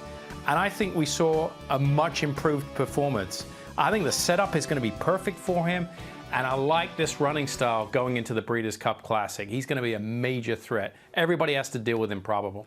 Improbable in the Longines Breeders' Cup Classic, and there will be a trainer taking a big shot in that race. Dallas Stewart. Caton Bradar is with him. Finally catching up with Dallas Stewart about Title Ready. You got to get up bright and early if you want to catch Dallas and Title Ready. What are you seeing from him? How's he doing? I mean, he's a solid horse. You know, he's run good. He's only run about 4 or 5 times this year, I think. He's trained well. He looks good coming out of the last race. He seems fresh, so we know it's very tough, but we're willing to take a shot. How do you feel about post position 5, and in particular, not only in the middle of the field, but looks like the speed to the outside? All right, we'll take it like that, just the way you said. So, Calvin Easy, he ships tomorrow, and status quo all the way? Should be. We hope so. You know, train him here early, put him on the van, get him over there, relax him, run him, you know, gallop him a couple of days and run him. Hopefully he stays as laid back as his trainer. We wish you good luck, Dallas. Thank you. Thank you.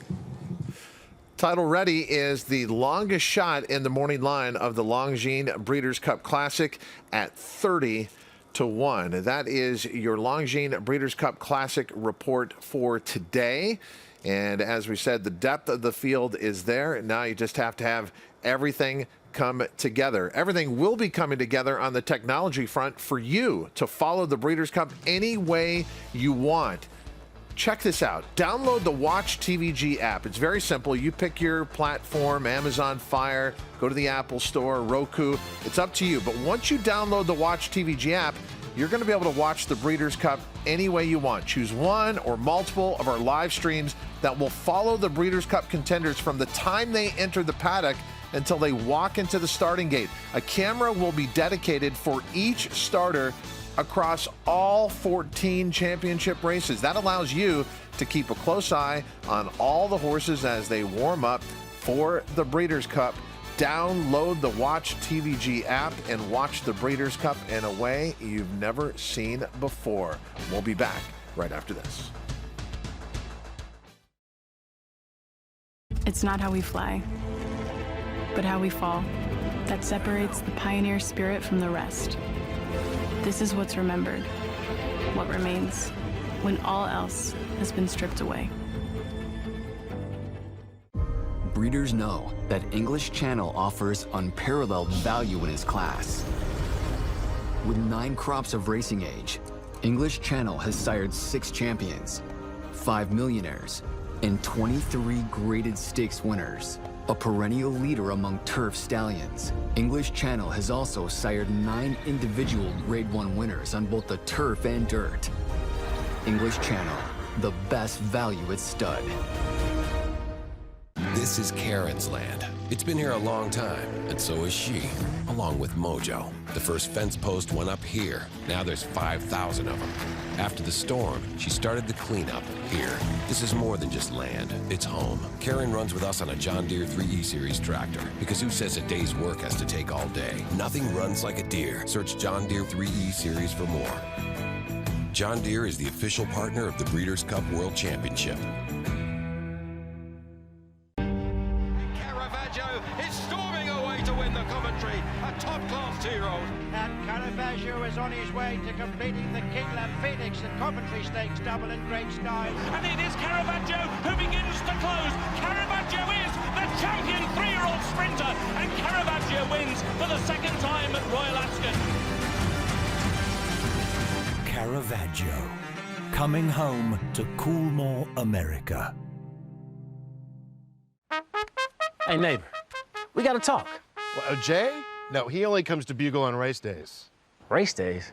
With the TVG app, every day is race day.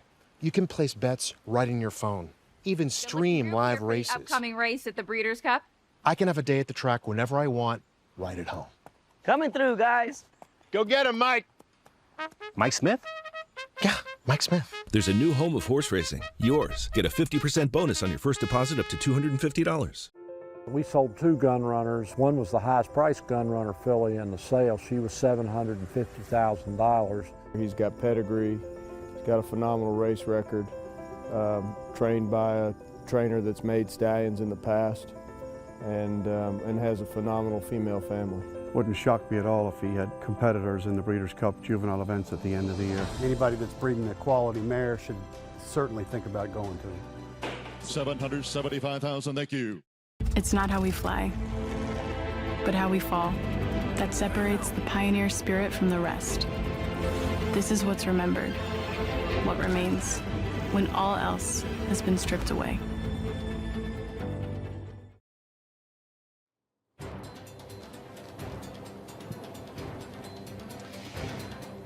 Welcome back, everybody. We made our way up to the grandstand here on the front side because we have a couple horses for Brad Cox that are on the turf course and doing a little gallop right now. We have a Barda in the juvenile turf, in addition to Aunt Pearl in the juvenile fillies turf. Brad Cox, Bloodstock agent Liz Crow's just to his right here. What are you seeing on the turf course right now from these two? Well, Barda's just finishing up. This is kind of out of the norm for us to be able to gallop on the turf course. I don't see any negative with it. We sometimes have the option of breezing on the turf course. Why is it out of the norm? You just don't get the opportunity to train on the turf here in America much, especially at the racetrack. Uh-huh. They have to keep it in, superb condition for the races. There's cones out or on the outside fence, but just thought it'd take advantage of the opportunity, just let them get a feel for the turf course. They've obviously both run on it a few times, and just let them get out there and get a little feel for it. And we'll see. Just didn't see any negative with it at all. So they're both moving really well. They'll probably go back train on the dirt tomorrow and Thursday, but both are moving really well right now. Why do you mix it up? Why do you go turf today and then dirt tomorrow? Why mix it up? They're young horses, and I think it's expose them to as much as you can. I'm a huge believer in that. I mean, we try to ship them around.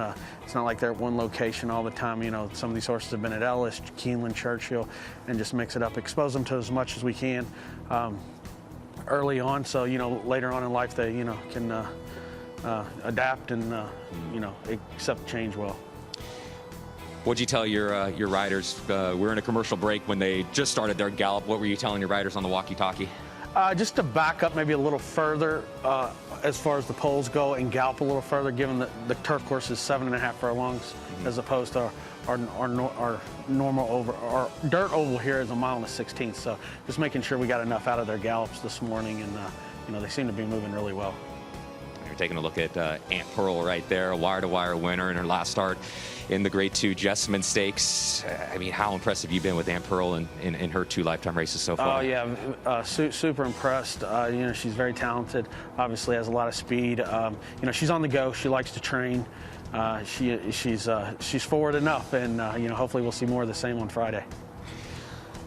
So is your morning done here as far as horses coming out? I mean, you're on the grass. We know our morning's winding down, right? Yeah, exactly. This is it for training. We'll go back, we'll watch them cool out, give them a good bath, sponge them off, let them cool out, and then feed them. And, we have some other things to do throughout the morning as far as with the farrier, the vet work, making entries, talking to a few other assistants. So, we still have plenty to do, but the actual training part of the morning is over. You said talking to your assistants. You have your string here. You got to catch up on horses at Churchill Downs. You have runners later on today at Indiana Grand. Mm-hmm. You have your New York string you got to check on. You have your Ellis string you got to check on. Do you have a string that I don't know about that you have to? Indiana. and yeah. Do you stop thinking about horses at any time throughout the day? Not really. I mean, but listen, it's what we do. We enjoy it, and this is why we do it. Try to get to, days like Friday and Saturday that we're going to have here at the Breeders' Cup. That's what it's all about. So, very fortunate to have a lot of great clients and great help, and that's what it's all about. Is getting the right horses and placed them in the right races, and the rest takes care of itself. All right, we'll wrap up here. We'll let you go, but just a second. When do you start planning for tomorrow and what you're doing with set lists and things of that nature? This morning, late morning. It's already mapped out for tomorrow. Well, no, a little bit later in the morning, we'll go through it with each assistant, kind of get a game plan, and obviously they have a lot of responsibility themselves, and they make a lot of the set list. I mean, obviously me and Jorge, he's my main assistant at Churchill. He's here with these horses, and we will get a game plan tomorrow. I'm probably going to bring 2 different horses out here on the turf tomorrow. It'll be Arklow and Factor. This is my plan right now. So, that'll be my late set tomorrow. We'll juggle a few of these around. We may stand in the gate tomorrow and with some of the young horses, and we'll get a game plan a little bit later in the morning. Well, Brad, we appreciate the time. Thank you so much for giving us the insight and letting us go behind the scenes with you and take a look at what it's like to be with you for the morning. We really appreciate it here on TVG. Thanks, Joaquin. All right, guys, trainer Brad Cox, he already has 3 Breeders' Cup wins, looking to add to that total over the 2 days of the Breeders' Cup here at Keeneland this year.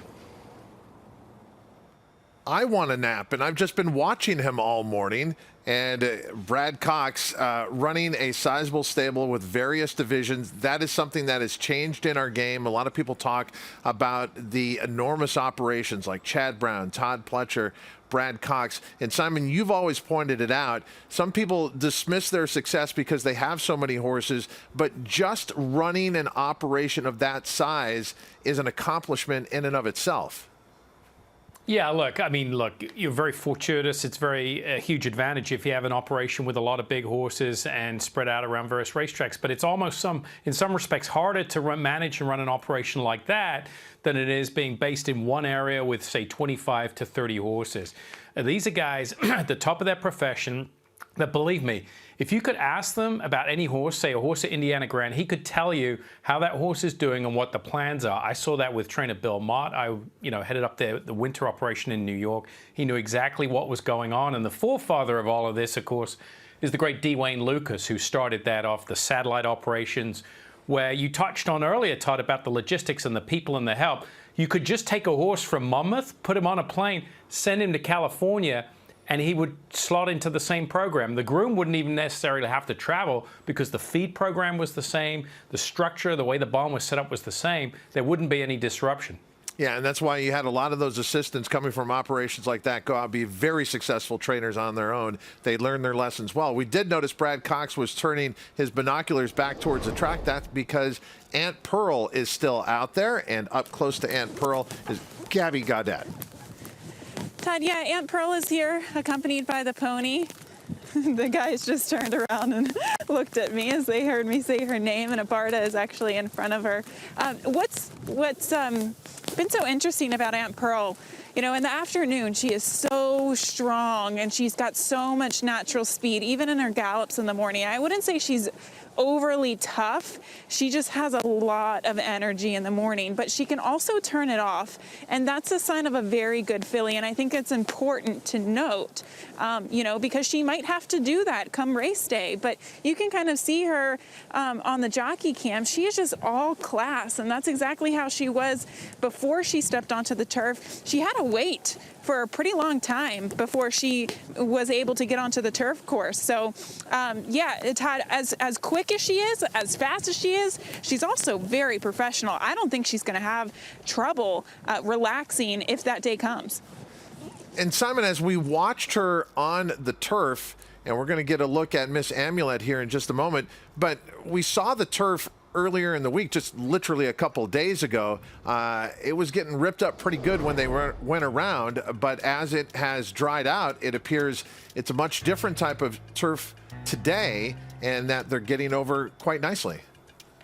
Yeah, they are. You can see there's less kick up. Obviously, they're going at a slower pace, so the chances of them kicking up the turf are probably diminished somewhat. They're not breezing, they're just galloping, but clearly you can see it's much different. It's starting to dry out, and you add into the fact that we're only at Tuesday morning, so you got Wednesday, Thursday, and the most of Friday for it to dry out. I think it'll be in perfect condition. But she is a pro, and I keep bringing this up. Look, she's won both her races in gate-to-wire fashion, but that doesn't mean she can't rate, because I think she's just much better than the competition. They went 24 and change her opening quarter in her first race, and 22 and change. So that's a marked difference. That's about a 10-length difference in pace, and I think she can relax and rate off the pace.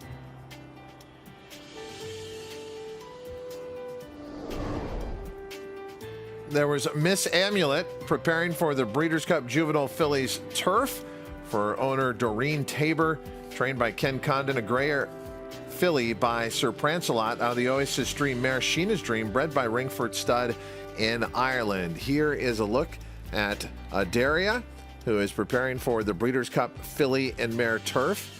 And Simon making the point, yeah, they're not going, the other day when we watched the Wesley Ward trainers out there in company, they're preparing for sprint races. So they were all out down the lane, but this turf course had so much give in it that they were definitely getting a good blow out there and came off breathing heavy with what they were tasked to do. But with these horses preparing for route races, and in the case of Adaria going the mile and 3/16 on the turf, much different cadence going here around the track.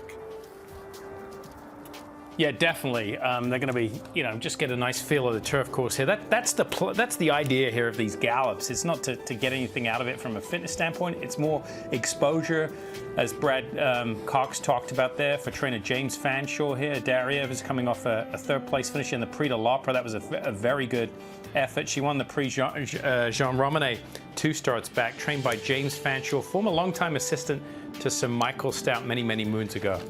As we have horses going around the turf here at Keeneland, we return to Kate and Bradar at Churchill Downs.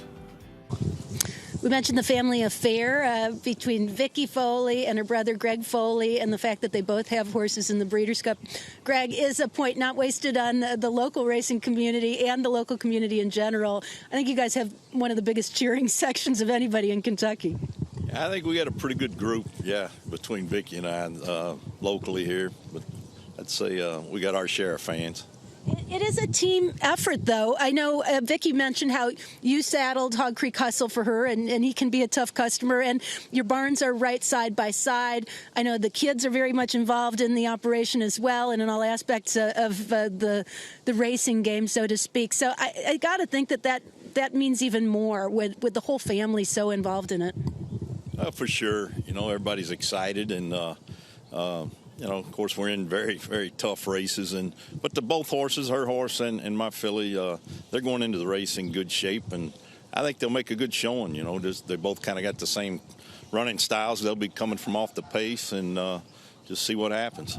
Let's talk about Sconson, because she has that come from behind style, and it sure served her well the last time she ran. She looks like she's training incredibly well. A very powerful looking individual. Yeah, I think she's a gorgeous filly. Kate's a big, strong filly. Looks almost like a colt. You look at her, but she came out of her last race good. We gave her, I thought about running her in the race over at Keeneland. They had a 7/8 3-year-old filly race over there, and we skipped that just to have her good and sharp for the Breeders' Cup race. In terms of the race itself, where she's positioned and the amount of speed, you've got Serengeti Empress. Do you feel like you can get the pace that Sconson needs to be at her best? Well, you would sure think they're going to go as fast as you want to go up front. Between those two fillies, they're just champion fillies, both of them. I get utmost respect for both, and it's going to take a big race out of our filly to run with them. But yeah, the pace you would think would be as fast, plenty quick enough, and to set up for a closing filly like mine. And Neil Passon's got about the same style, his filly, and hopefully that's what happens and gives us a shot to come running. Well, again, the crowds will go crazy, that's for sure. Be a lot of the photographer will be happy, I'll tell you that. She's definitely got a shot, guys, and with James Graham aboard as well, it is certainly going to be a local connection flair for the Foleys should they be successful on Breeders' Cup Day.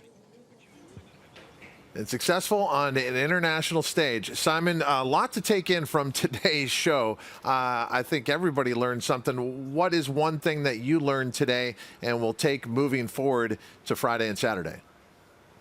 Well, I like following Brad Cox around. Obviously, I was a trainer myself many, many moons ago, but it's always nice to relive those moments. And I think that's the part that fans don't get to see is what happens behind the scenes. We talk about it in the morning, what trainers do, but to get actual insight from the barn to the track to the front side, watching the horses exercise, and then back to the barn again, a morning in the life of a trainer, and that's only about 40% of his work, I think was very, very eye-opening to me and for the fans at home to witness that for the first time. I hope it comes across how much we love doing these shows and bringing you the behind-the-scenes action, preparing it for the 2020 Breeders' Cup. And you can play it all through the TVG app and at TVG.com. Thank you for watching TVG's Breakfast at the Breeders' Cup, brought to you by WinStar Farm and Keeneland. I'm Todd Schrupp on behalf of our entire staff. May all your workouts be bullets.